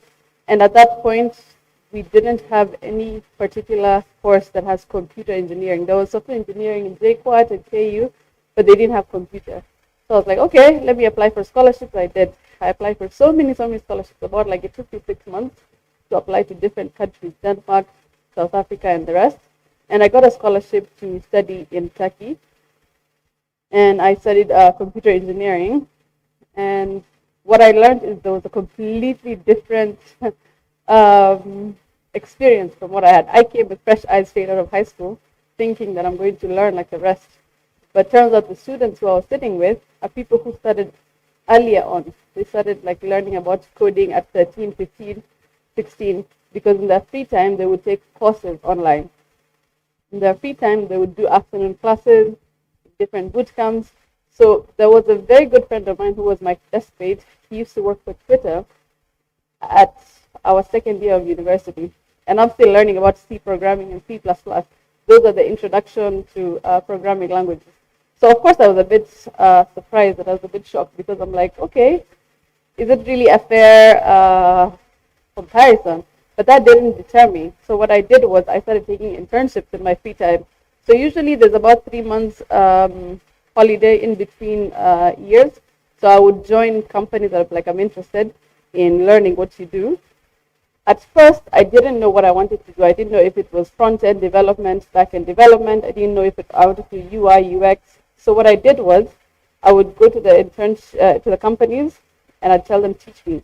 So one of my mentors was like, it's nice that you want to know all these things, but I would suggest start with one thing, stick to it, put in the experience, put in the effort, put in the hard work, and just be a bit patient until you get to the point where like, okay, I can understand, I can be able to explain to someone else in a simpler language. And that's what I did. I started with Android development. I enjoyed it, but I didn't enjoy it as much. So in my next internship, I decided to do QA testing. And then after that, I did web development. In each internship, by the time I was finishing that 4-year university, I already had some of the experience of what I liked and what I didn't like. And that kind of helped me provide like a clear picture of what I would want to focus in. Okay? So let's say if you're in a 4th year of university and you're graduating after this, take that internship. Most of the time, internships are not paid. But then by the time you're done, especially if you sit with someone who you can learn with, let's say if you see a senior software engineer and you're told, okay, this is going to be your mentor, he's going to pair with you, go the extra mile of being their friend, ask all the silly questions. Just ask, how do I load up my Android studio? How do I do it? You're allowed to ask all these questions, okay? Obviously, the software engineer who's a senior did not know this thing at the beginning. He also learned it. And the good thing is, there will be no one who will tell you, I don't want to teach you this. No. Most of the time, people will be excited about teaching you. So it's all about learning, patience, putting in the effort. We don't expect you to be a senior engineer in 2 years. No. What we expect you to do is to be different from where you are 2 years ago. That means you at least have some skills, you have some technical skills, non-technical skills, so that by the time you're, let's say, 10 years in, you feel like, okay, I can say I'm a skilled engineer, you know. Does that answer the question? Yeah, it definitely does. And thank you so much for that, because it helps me now throw this question to Haran in terms of, we've heard about how to break into the space of tech, right? But for me, it's also important for us to create a scenario in terms of what are we looking at in terms of technical skills. Where are we at currently? We might not be able to project too far out into the future, but there are those technical skills that are hotcake right now and in the foreseeable future. So when you look at it, what tech skills are, you know, in demand or marketable, so to speak? I usually have a sort of a funny answer to that question, probably. But what I've seen is we don't have like any marketable skill or maybe technology. As long as you have the right skills, and know what you're doing, you'll always be marketable. The only thing I know, we have various domains. I think the one of them is Android. We have the web, and also we have backend. So because web, you can do front end and also the backend part. But so long as you have all the right skills, but the right skill is when someone, like when you go to like a company, you can offer value. So that is what people are looking at nowadays, because they talk about maybe what do I do right now? What is the right maybe market? Or there was that sort of a thing maybe like 3-4 years ago where people were like, I'm going to web because I'll get a job quickly. And then you are there maybe 2 years down the line, you haven't gotten a job. It's because you don't have the right skills. So I've seen people, if you invest a fair amount of skills, and apart from that, you have to maybe be networking, as my fellow panelists have said. We have these people we call bedroom developers, where you just in your own maybe laptop and then in your own room, you never see other people, which is very dangerous. So try to interact with the various communities, because I think right now in Kenya, the good thing that a lot of people are noticing is that we have a lot of active communities for whichever stack you use, be it Android, be it web front-end, web back-end, be it machine learning or AI. We have a lot of communities to cater for maybe the networking part of developers. So once you go to those sort of community events, they help you open your eyes, that is one, and two, they also help you network with the right people, because if, for example, I'm a CTO, I need to hire 100 engineers, the best place to go, or maybe the best place to find those talent, is among a meetup with 100 engineers. So you also invest time to go to this meetup, and then because they also give you the industry perspective and also get to network with other people, and also in case you are stuck with something or a concept, you'll find other people who probably have either encountered it before or have solved it, and they can maybe explain it in an easier way. So I think the answer is, whatever stuff that you're doing, have the right skills. Always make sure that you network, and then apart from all that, because people will ask you, what have you done? You make sure you have like a portfolio. So in case I come to you, you want me to hire you. So I'll ask you, what have you done previously? So nowadays they look at your GitHub profile. If you are a web developer, they'll need like a link. Maybe this is a website I've built before. This is a system that I've built before. I did it in XYZ. So a portfolio is much important, especially if you're looking out for jobs. I think most people struggle with portfolios because they say, I'm only learning and I don't know what to show people. And the answer is, even if you're building like a sample note-taking application, build that in public and then have it maybe hosted somewhere. If it's an Android application or iOS application, you can even have it on Play Store, so that in case someone ever asks you, what have you ever built, you have that to show. And that at least shows someone, this is my skill set. I think in a nutshell, that is what I want. That's a big nutshell. It does cover it.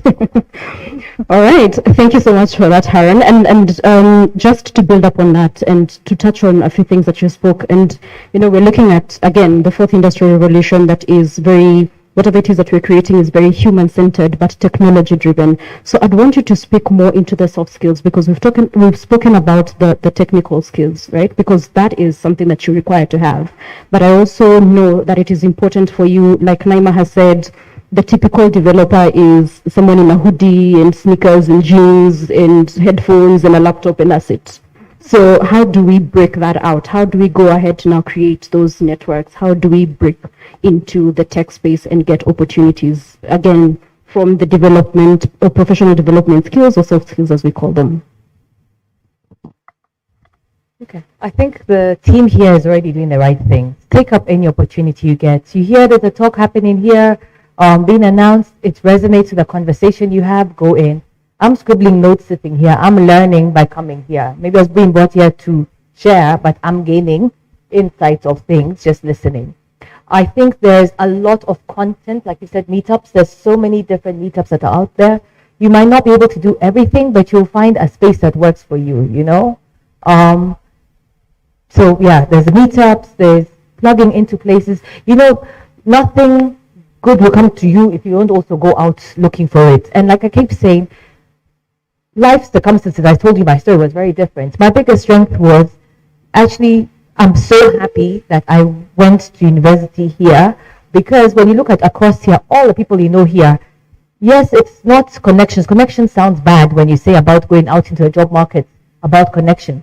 But when I know my friend here, I can call you and you'll tell me it's not any corrupt thing. It is just awareness, information. I am seeking for something, you are telling me, oh, there's this opportunity here, or there's this here, So networking amongst even your campus friends and keeping these connections, these relationships, because everything is about a relationship. If I look at where I've built my relationships, I've built them out in church, I've built them out from school, from work, from every workplace, from my social clubbing, from different parts. Any relation is a strength in being able to put out of looking for it. sorry, y'all cannot touch it. I think I forgot. So the soft skills, I think I answered those ones. So I think, yes, there's technical skills and they're important, but also there are communication skills, there's negotiation skills, there's problem solving, there's yourself as a person, how you present yourself, you know. There's nothing wrong with jeans and t-shirts, but just also being smart in them. And also figuring out, does this fit for your environment? When I was in my advertising days, I used to realize certain clients, I can go in my jeans and sneaks. Other clients, I need to wear a suit, because you need to also consider the environment you are in, and don't let someone disregard you just because of how you are presenting yourself. And the same way Naima has said on the skills, there are many resources you can learn these skills. These skills you learn from interacting, from watching others, listening to others, but you can go and learn them. You know what amazed me, like in the learning part, you find the things on resilience, on mindfulness. There's some things on such soft things that you wonder, hey, why am I learning about mindfulness? But it's just about taking a moment to pause. And these are the biggest things that big companies will be spending time doing for the wellness programs for staff. Go on LinkedIn, go on, I know Moringa has a whole set of professional development courses that are not just the tech part. There's so many, there's so much rich, interesting content that you listen to it like you're watching a movie or a series. It's just 20, 30 minutes, listen to a podcast, you'll grab something out of it. All right, fantastic. Thank you for that. And I just want, Dennis, for you to tie those two together for us, right? And also speak into, and I know this is something that most, especially the final year students would want to know, third year students, anyone who's actually looking to get into a career, be it in entrepreneurship, be it in employment. So it's always important to see the interplay between the soft skills and the technical skills, but it's also important for us to know what is the market looking for, what are employers ideally looking for. You know, if there's ever a terminology like that, being in the fact that you're the bridge between those who are looking for employment and those who are looking for talent. So that interplay, what again are they looking for in terms of talent? Okay, thank you for that. Just layering on to the point that had been given out. Typically, the first thing you have to do is start with yourself. I know how many of us are actually introverts. Introvert? Can't see you're an introvert, right? You see the surprise I am in, yeah? And we think that we own ourselves. We really don't, because if you want to do something, you know that step you have to negotiate with yourself. I don't know, bribe yourself, sometimes even con yourself into doing something. Yeah, it happens to all of us. So one thing from a recruitment perspective we've seen in techies is they interview horribly. Yeah. Why? Because they are so product oriented and they're not focused on the person who's actually asking for the service. So the first thing is recognizing yourself that there are fears, and the second thing is get confidence. Where do you get confidence from? You get confidence from the knowledge that you are going to mess up at some point. Something is going to go wrong, right? You know that feeling when you're coding and then you come across a different error than the one you had before, yeah? And you feel happy, yeah? So just know, number two is that from an opponent perspective, we're not going to write junior developer and then we're going to say 20 years of experience, yeah? Or having launched moon rocket to the moon, yeah? We know that it's a junior developer, we know what your stack is. We know you have HTML, maybe CSS, maybe JavaScript, a bit, yeah? So we know what the strategy is. So be confident in that. The third thing is have a growth mindset. Now these are soft skills. The other soft skill, which is not, it's quite underrated, like she said, yeah, was the ability to spot phases or trends. If you go way, way back, there was a time when cars were being invented. When cars were being invented, all manner of propulsion was invented for them. So there were electric cars, there were steam cars which ran on water, there were cars which were pulled by a horse, and there was the internal combustion engine. So at that phase, everybody tries something. And then the dominant design takes over, and it's good for the next 100 years. Now we're trying to go back to electric cars, but the dominant design was the internal combustion engine. When crypto came out, there was all manner of coins, yeah? Happy coins, sad coins, bitcoins, litecoins, Ethereum, right? But at a point, there's going to be a dominant. So recognizing those phases can 10x a company and can 10x you as well. Yeah. So that's linking the hard skills with the soft skills. So go hard on the hard skills, learn everything you need to know. But on the soft side, you need to recognize that you're, like she said, Uni said, you need to recognize that you're serving people, recognize your own fears first of all, and overcome them. And even now, in your sitting here, there are people who raised their hand and then they looked at the hand and said, what did you do, man? What did you do? What have you put me into? Yeah. But those are the CEOs of future because they say you go where you're trembling, you go where you're shaking. Eh? Just go, right? You don't know your own potential, and neither do we. The question? Definitely, yes. Yes, it does. Thank you so much for that, Dennis. Naima, this I'd want to throw to you, all right? But it's a two-pronged question. One, in terms of what experiences have significantly shaped your career. And I know you give us a snippet of that when you were back in school and whatnot, but I'd want us to speak into how that experience would enable you to advise, one, a young person generally, but two, I'm also looking at the ladies in the room and also coming from a space where being at Moringa, I know when we look at the numbers in terms of female techies versus male techies, it's about 70 to 30, where 70 are the male and 30 are the ladies. So speak for me into those two spaces, you know, based on your experience, what would you advise them getting and breaking into the tech space? Okay. I'll start with the first one, the experiences that have helped shape me and my career. So it turns out it's 7 years, not 4 years. I don't know why I counted wrong.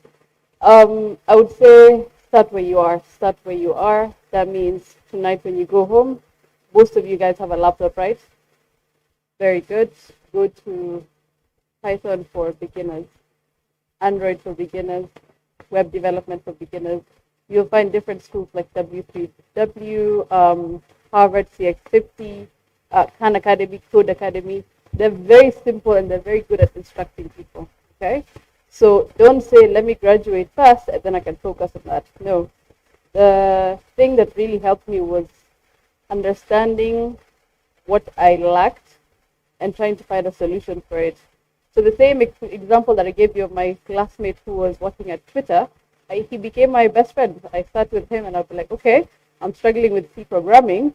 How do you do it? And then he would explain it in such a simple manner, and I would still have some trouble understanding it. So I'd go back home after class and I'd sit and I'd try and get more in-depth understanding. And I think something that really, really helped was this thing called Feynman technique, where you try and explain something to a 12-year-old. So if a 12-year-old asks you about, let's say, AI, what is it?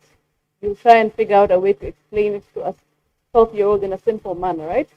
So please don't wait until, let's say, you get to a certain point to pick up something. Some of these things might be hard. I'm not going to kid and say that learning programming is easy. No, it's not easy. It's difficult, but then once you understand that it's difficult and you have to put in the work, you've removed one of the obstacles, which is, I understand it's difficult, but then I need to do this so that I can get to the next step, right? Another thing that really, really shaped my career is failure. Most of us try something and we're like, okay, I guess this doesn't work for me. From my perspective, I would try again and see if I failed again.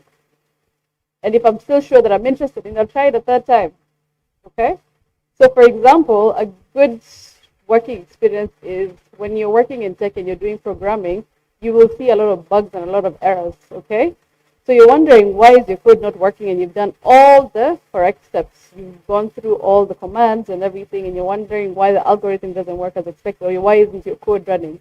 And it keeps on telling you there's an error in line 56, but you can't see it, right?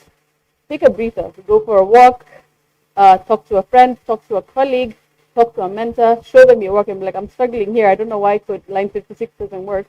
And high chances it would be because you missed something small. But if you gave up and you said, that doesn't work for me, programming seems difficult, that would be an easy way out. And unfortunately, most of the software engineers that we have right now, they've all gone through similar experiences. You wouldn't be the first one, and you wouldn't be the last.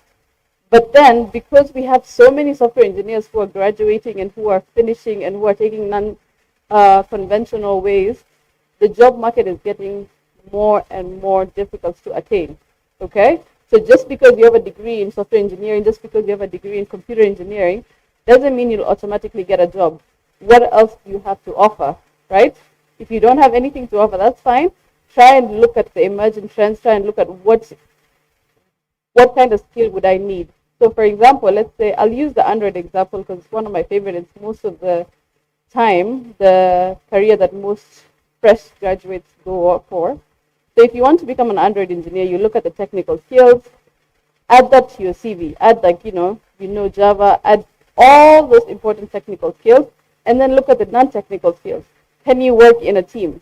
One of my favorite skills that I say I have perfected is being able to work in a team where everyone enjoys working with me and they feel like there's no bad blood. This means we have something to do. We'll sit down together and we'll figure it out together. But at the end of the day, I learn from you, you learn from me. Can you work in a team, right?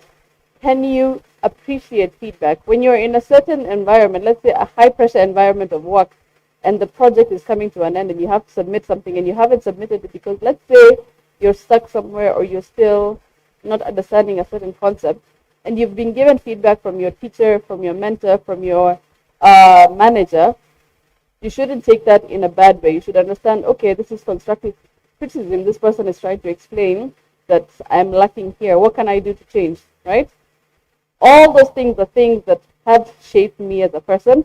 And as a lady, I realized, even when I was studying, I think we had about 30 students out of 100 who were female. So it's always been unbalanced. It's always been, there's been a high disparity when it comes to the gender. But that shouldn't be an excuse, okay? In fact, that should be a way to help you get into certain places. Because, as you can tell, most companies nowadays are looking to make sure they equate the gender gap, right? So let's say if there's a senior software engineer, not senior, let's say there are two people, one is a girl, one is a boy. They both have similar qualities, or even let's say the girl has like a lesser experience level, or both of them interviewed well, but then the correct path is everyone is leaning towards the man, saying that the boy has more experience and would fit better. High chances, the people who are hiring would be like, let's give the girl a chance. You know why? Most companies are trying to make sure that there are more women who are joining these tech companies because they realize that's a point that they're lacking at. So use that as an example. Use that as an opportunity. If you're a girl, go for it. Apply. Let's say you have your degree and you just finished and you have a few internships. Create a really nice CV. Constantly apply for jobs. I can tell you I applied for about 256 jobs. Every day I would sit somewhere and just click, click, click, submit. What I would do is I would look at the company, what their requirements are for certain job descriptions, and then I would look at my CV. Is it similar? Is it something I can learn from? Is it something I can change, right?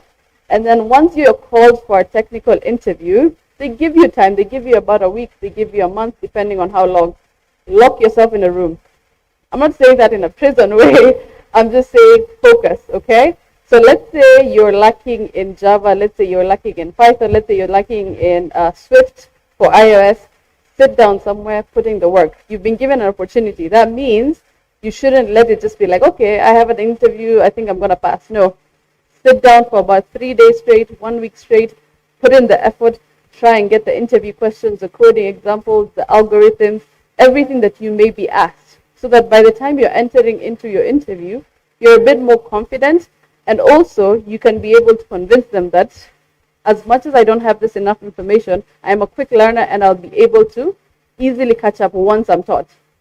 Because most companies are looking for people who are eager to learn and who are good at team cooperation, right? Team dynamics, exactly. I hope that answers. I've been inspired by her because now in the job space, there's this talk about gender balance and things like that, yeah? So the first thing I tell you, regardless of your gender, you are enough, yeah? You are all that is needed, yeah? That's it, yeah? So if you look at, they say gender balance, right? So don't be gender balanced. Yeah. What is good in a school like this, in a place like Moringa, is that there's equality, but equality of opportunity. Everybody gets the same chance, and it's your grit, your effort, locking yourself in a room, and focusing on growing yourself. That's what will get you ahead. So just linking that to what is it that you want to do. Why? Because if we make it free such that anyone can be what they want, we shouldn't come and complain that people are being what they want, right? Some people want to stay home, some people want to be in business, some people want to be employed. Yeah. So we cannot say we're controlling the outcome, but we're making the ground flat for everyone. So just going into, I don't know if you can hold on to that picture that's there on the screen, yeah?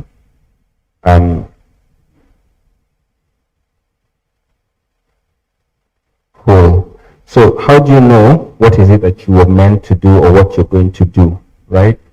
So if you look at the picture itself, it's called an ikigai. You can all Google it. It tries to tell you what it is you're meant to do. So an ikigai is almost like a sweet spot. So what it tells you is that, for instance, if it's something that you love and the world needs it, it's your mission.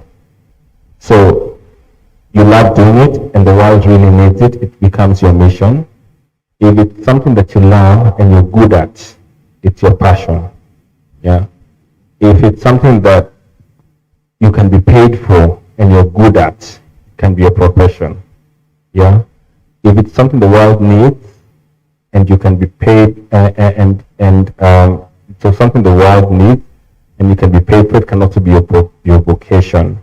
So if you look at it like this, try to find something as close to the center as possible, because some people have done 10, 15 years in a career and they want a whole change because they tell us it's soul destroying. You know, soul destroying means worse than death. You know, it's killing your immortal soul. Yeah. I'm not mentioning stockbrokers, but yeah. So try to look at it, but know that you're enough, and this equality is in your human dignity. Yeah. And this other thing happens like the Fortune 500 companies, they say there's 7 female CEOs. Yeah. They're okay, they're cool. Yeah, you don't have to push yourself to be the CEO. Look for what you're good at, and your profession will grow you. Usijieke your pressure, please. Sorry, I forgot to add something about the gender balance. There was a certain statistic that was found out that when people are applying for tech roles, more men or more boys apply for roles that they have, let's say, 2 out of the 10 qualifications. And most girls will be like, I only have 2. I'm not fit for this role. So I would suggest that you be audacious and you be bold. Apply for it. You never know, right? Sometimes they'll give you the opportunity simply because you were able to convince them. Sometimes they'll say, okay, we'll put you in a probation period where you learn from someone older and get the necessary skill. So right now, it's a perfect opportunity to reach out to most of these companies. If you don't know where to look, go to ihub.com, go to Moringa School, go to EduLink, go to Brighter Monday, online. There's so many opportunities. Some of them even specify intern, okay? Some of them say junior developer, right? This would be very ideal role for people who want to learn. At the moment, do not look at money because you will get there. I'm sure most of you guys know that techies earn a lot of money. That is very true. I'm not going to refute that. But they earn a lot of money when they become better at their skill. So at the moment, look at how you can better that. So I hope that clarifies. Thanks. Thank you. So I'd want to, okay.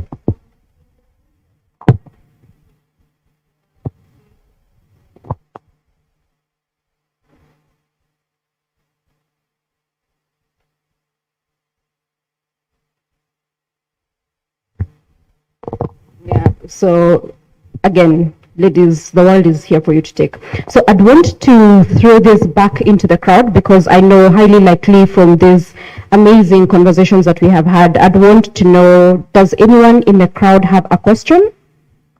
You can just raise your hand. Again, we'll follow the drill. Introduce yourself. If you have, it's fine. And then let us know to which specific panelist you'd like to respond to that question. So I'll take probably 4 questions, then we can wrap it up.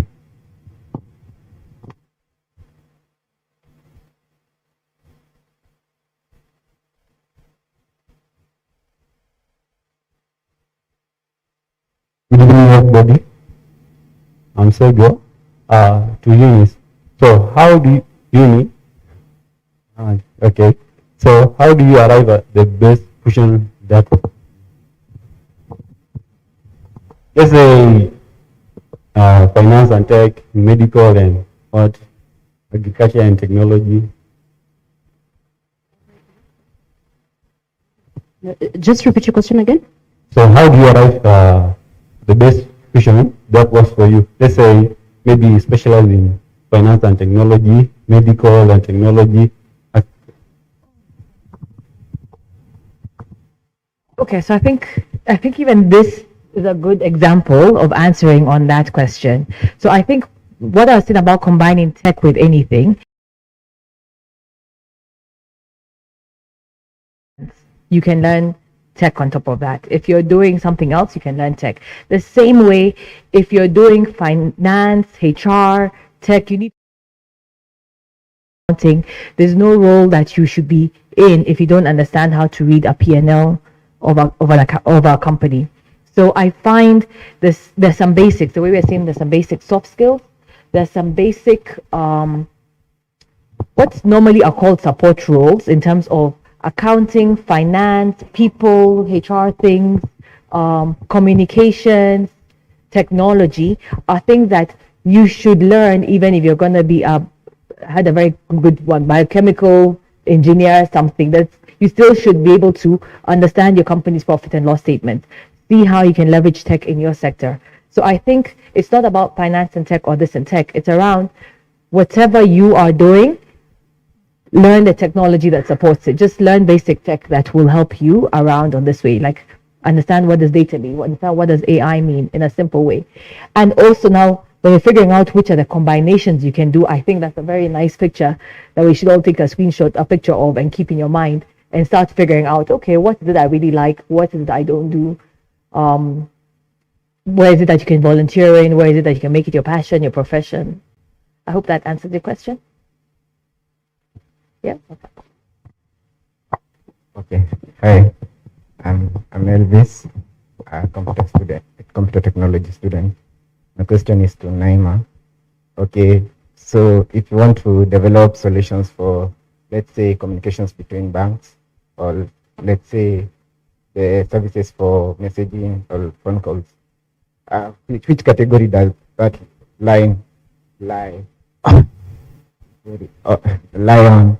Because you cannot categorize it Android or let's say web. So that's my question. I'm not sure. You said Telcom, right? The categories, maybe you're building solutions for the bank's communications, or maybe in telecoms, maybe the messaging services. Maybe you cannot really say that's an Android project. So how can you correct? I'm not sure. I think it would be a DevOps engineer, right? Sort of, right? So what it would be, you have to go back to the goal of the whole project. The goal of the project is communication. So you're going to layer a soft phone and then an automatic caller distributor which now gives the call to the person who's waited the longest. And then the hardware, the E1, which is lying under that, yeah? So what you want to think about is, first of all, you'll build in a native language. Let's say you want to build it in Android. There are softwares like Twilio, which do that, yeah? Or you want to build it in C or C#, and then based on that, now they can translate it into different platforms for different people to be able to use the same system using different OSs. So typically, you'd not want to layer them all, just separate the software, the networking, yeah, and the engineering layers, and then from there, build an app that's able to use those resources. Network engineer, DevOps engineer, site reliability engineer, among other things. So I would suggest start with backend development. Know the basics. Also look at APIs. Look at a bit of front end, especially on how the front end relates to things in the back end. I think that would be a good way to start. Yeah, and as well, the internet is a perfect resource. You know, write that down, try and figure out different career paths, and then pick something easy. Start there. Start small. One of the best things about working in a company is when you have a big project, a very big project that, let's say, is about communications or SMS platform or things like that. It's too huge to tackle at one point, right? So what do? You put it out into different pieces, small pieces. So I'd give you a very good example. You would need a logging feature, right? A logging feature is one of the simplest things that you can learn. Start there. After that, go to integrations. After that, go to the UI. After that, go to the APIs. So start small, and hopefully by the time you're getting there, you'll have more experience. I hope that answers it.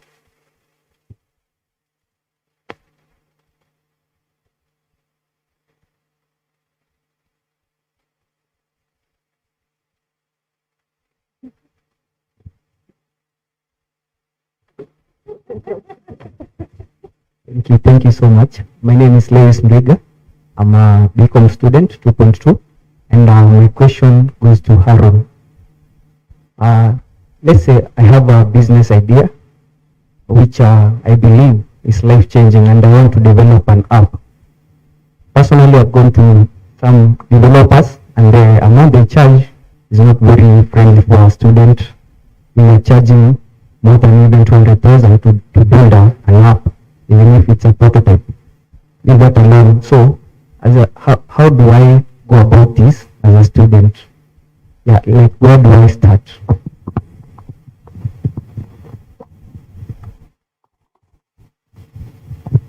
I think as a student, going to maybe the industry experts, it's very expensive, as you've said, because I think most of them are trying to make ends meet on their end, plus they have like lots of experience. But if you need to sort of prototype, I think the best thing is that you have a lot of resources online, and we have some languages which are a bit easier to prototype with. For example, I'm not sure if you've heard of Flutter. Have you? Yeah, we have like Flutter, which is like a framework for developing cross-platform applications. That is Android, iOS, web, and I think they are also trying to target even desktop. So we have such things that are easier to prototype. It's still like a programming language, not a programming language. It is something that you have to develop, but it's much easier to prototype with it as compared to maybe doing a whole Android app. Because, for example, if you have to do Android, you have to sort of have your own backend, have designs and so forth. I think that will be the first step. But sit down, decide the technology that you want to use, and in the technology, it's something that you have to be maybe something that you can pick up, learn, and then do by yourself. The other thing is you can also team up with a group of friends who are maybe trying to learn. I used to do this a lot back in my campus days. We had a group where we just learned programming, and then since we had a lot of time. It was a public university, and maybe lectures are maybe one in a day, so you have like a lot of time to at your disposal. So we had like a team where someone does backend, doing Android, and someone else does like a front end thing. So that is a full team to develop a full solution. So we continued that way, and actually we had a company. It was called Apps Lab, where by the time it's 2018, we are even working for other clients, not only for our own ideas. So we work for clients at the same time. In case we have like ideas to try out, we can at will do them. So that is another idea. You can maybe combine with two more people who you share the same interest, and then try to build something and see how it goes. The other thing, and the lastly, is try to sort of do market research or validation, because when we are starting out, we always try to think that we have the next big thing, which is, I think I heard that a lot, where you try to think like, I have this idea which is going to change the whole world, but if you go with that and then release that up to the market, you realize that either it's not picking well, or it's not doing as you expected, or you get like a lot of negative feedback. So try to do like a lot of market research, and because you're a student, you don't have to like, market research is also like expensive, because if you have to go to different users, ask them, how do you feel about this app, and so on and so on. The easiest thing is build a prototype. I think we call it an MVP, maybe in 2, 3 months, 4 months. And then once you have like an MVP, again, use in campus, I think you have a lot of people in your disposal. You have a lot of groups. Maybe we have a technology group somewhere. We have this group for such. You have a lot of people at your disposal. So you can use them to maybe validate your ideas. So just share the app, let them use it, tell them, let them also give you feedback, and so many things. And then once you get like that feedback, it gives you like a rough idea. Will this app be valuable to people, or is it something that I need to tweak, and so forth. So I think those are maybe some of the ways you could approach that in maybe as a student.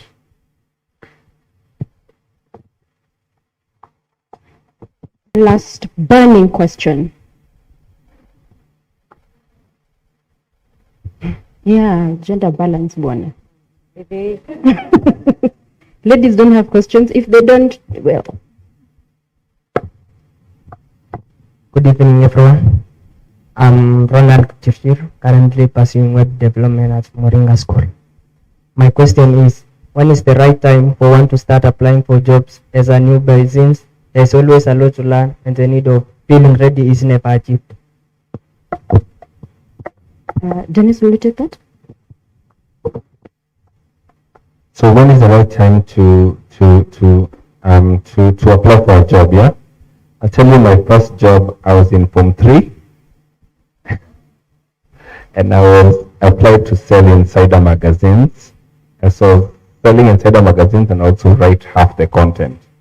So yeah, so that's the right time. Yeah, so the right time is now.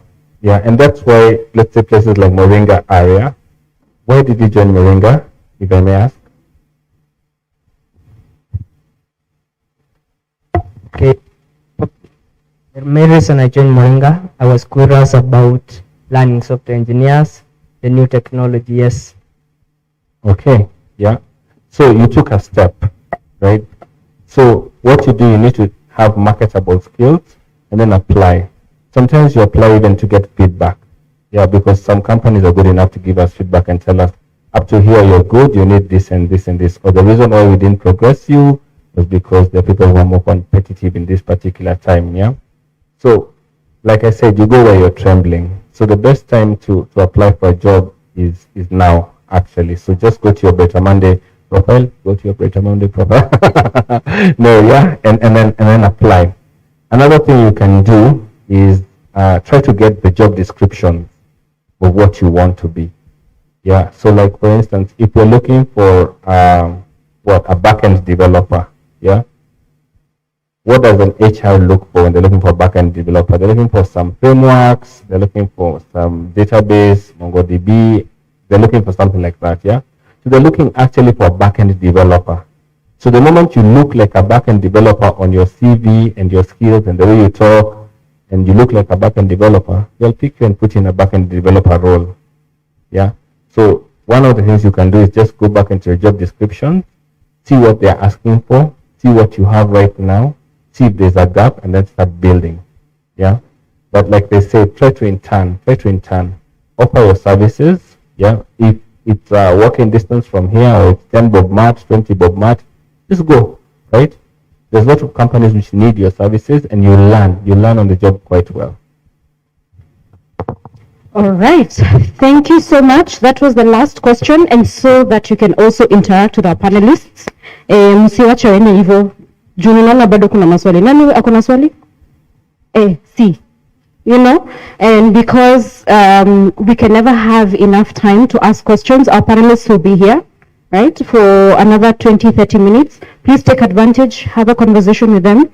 And as we wrap up, I'd want us to really give a very warm round of applause to our esteemed panelists. Maybe a little warmer, a little bit more.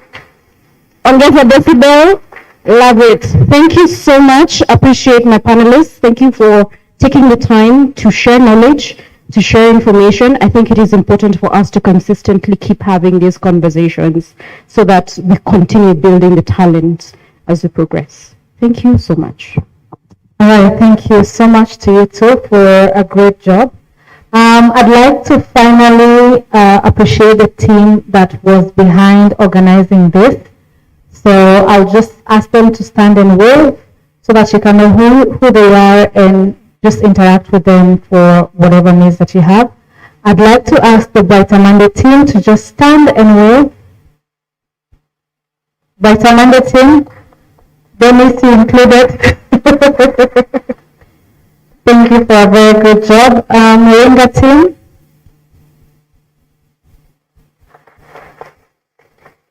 Amebeba Moringa yote kwa mgongo.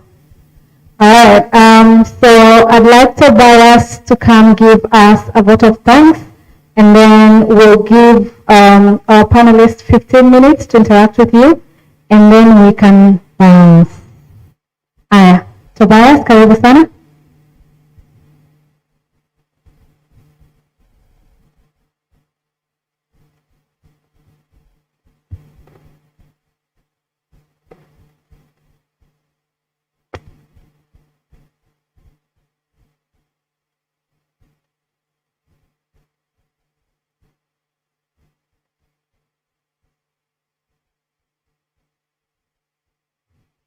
Good evening.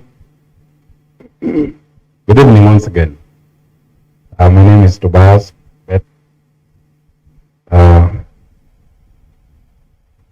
thing is heavy. My name is Tobias from the Corporate Communications Office.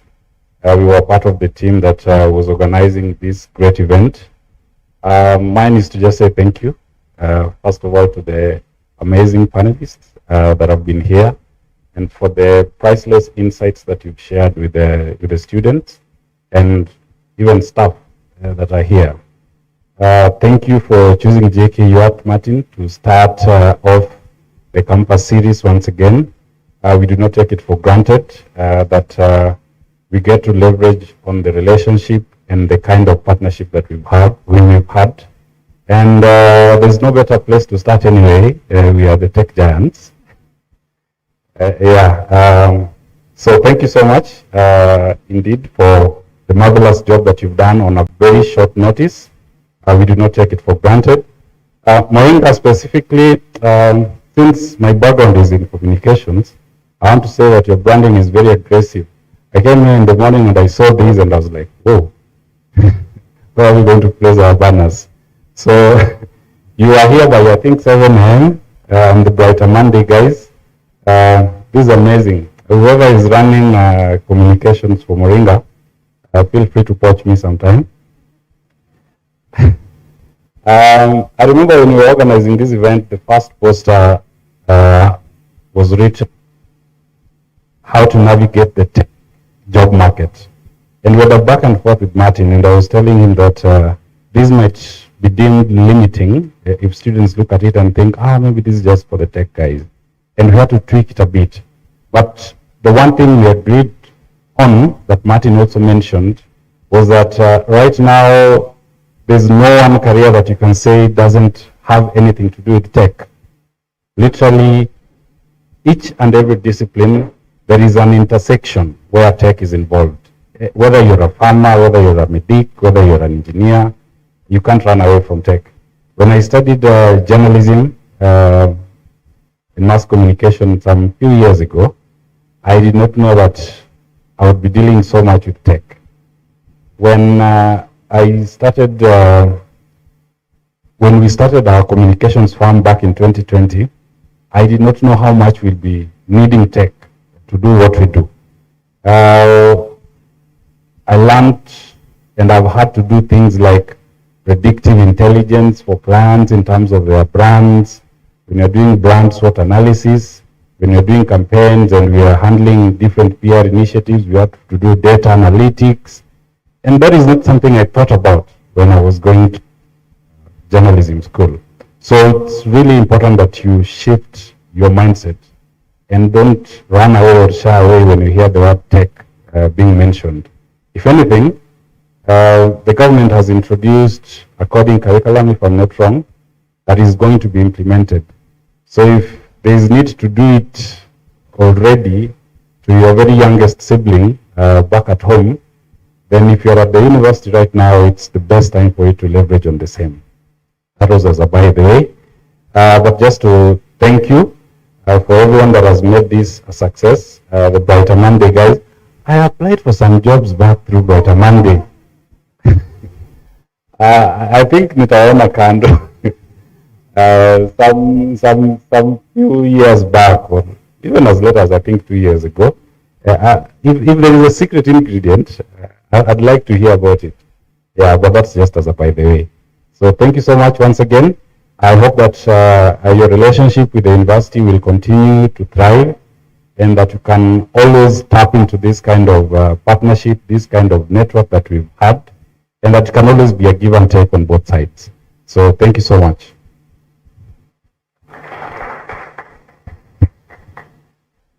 I'm happy you mentioned relationship with the university. So I'd like to acknowledge our liaison with the university, Martin. Please just, asante sana. So the final thing before you interact with our panelists, I want 5 people, the first 5 people to stand up. All right, done. Okay, good. No, just stand up. So we'll pass the mic around and you'll tell us what your takeaway from this session has been. Sasa ni saa ya kufanya exam. Anything, what's your takeout? Hi. Sounds like a chance, and I didn't have my. Can I ask my question now? Hivyo ni watu wanguka mtihani. Your takeaway, and then you have a session with the panelists, and you can ask your question. Okay, sure. My name is John. I'm doing computer technology, and actually I was in a class, and this guy invited me to come and say this. Okay, I didn't know I would learn that a lot from this session. Like basically, we are more focused on the skills, the technical parts, and then getting to know how to implement things like that. But the soft skills, they're important because basically we will work with teams, we'll work with people. Yeah. So yeah, thanks for this session, for Morenga and Brighter Monday for making it. I've learned a lot. Okay.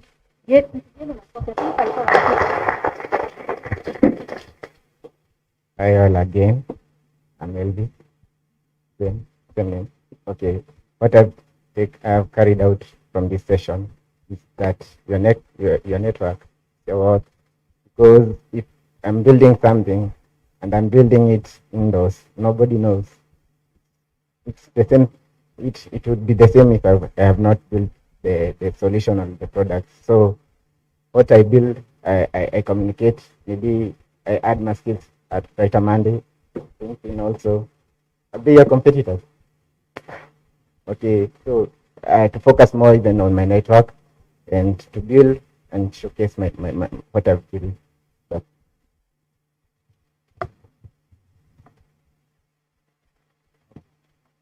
Good evening. My name is Tom Guy. I'm pursuing a Bachelor of Science in Information Technology. I'm a third-year student.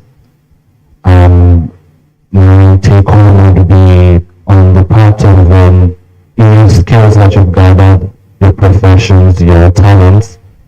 Be audacious when looking for jobs. That's my take home, and always constantly be applying for jobs.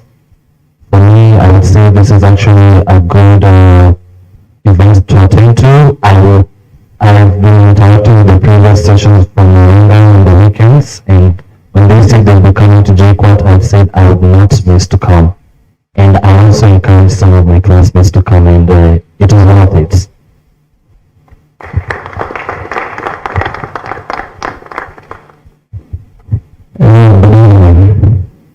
Good evening, everybody. My name is Stephen. I'm happy to be amazed this group. It's a very amazing group. I'm here pursuing Bachelor of Science in IT, and in the field I really enjoy. In that field, I enjoy the development, and I know that we're going to want us 100 believers. As Bashir was speaking, I was noting down that there's something some of my friends usually tell me that maybe to say we already must crossing over to fourth year, and some of my friends are still saying that they go for tutorials for beginners, and that worries me much. I find that in that year, 4 years, they still go for tutorials for beginners, and that is someone. And yeah, so what I have to say is that I've taken up consistency is a key thing. Consistency is a very key thing, and engaging with friends, extending your network, it's something of very key to grow your career. Up to that, so grateful for you guys. Thank you. Good evening. Yeah, my name is Kotino Zakaria Al-Muraka, if you can add. In the first place, it's so nice to be within the vicinity and also among the group. It just feels, wow, be among this such a nice group, at least to learn from you guys. One takeaway I can say is that I think it is high time for me to have a growth mindset. The field of technology is growing. Like you wake up today, tomorrow things have changed. So the only thing that I'm going out here with is that I need to have that persistence and a growth mindset. And above all, you need also to be open to learning. You unlearn some of the things and learn the new ones so that you can progress. Otherwise, it's such a good time, and I've really enjoyed it. I've missed several classes today. I've been waiting for you guys. Thank God you're here and grades.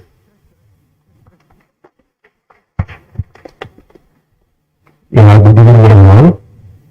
My name is Tito Clinton, and I really appreciate your time, and also hope to attend more sessions like this. Yeah, and my take home is that in as much as we focus on getting the tech skills, we should also consider having the soft skills, and also to balance between the two. And also, it is very important to focus on knowledge as you also venture into the tech field, and become an expert in it before we go to another one. Yeah, thank you so much. Good evening, everyone. My name is Nemagatwiri. I'm a fourth-year student pursuing a course in public management and development. I've just realized gender equality. I'm the only lady who has stood up. Anyway, thank you so much for coming. It's a blessing to have you guys. My take home is that I should think, prepare and practice, and start where I am. Thank you.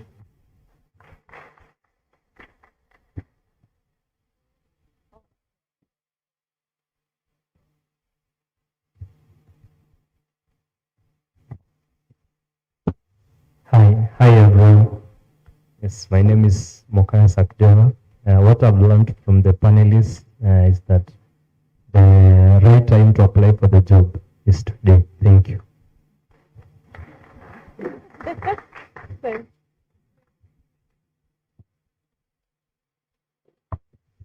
Good evening. My name is Caroline Makungu. I'm in my fourth year doing a bachelor's degree in banking and finance, and my take home was actually to practice, to start, and to think, yes, and also to like the growth mindset, yeah, not just to be fixed on one thing. Like I'm taking finance, so not just to think about finance and career fields in finance, but also how to incorporate the tech skills, the tech aspect of it in whatever I'm doing. Yes, thank you. All right, thank you very, very much. One final announcement. There is a book going around. If you'd like more information on what was being spoken about today, more information on Brighter Monday and Moringa, please make sure to give your details. And that is the end of our session today. Santene.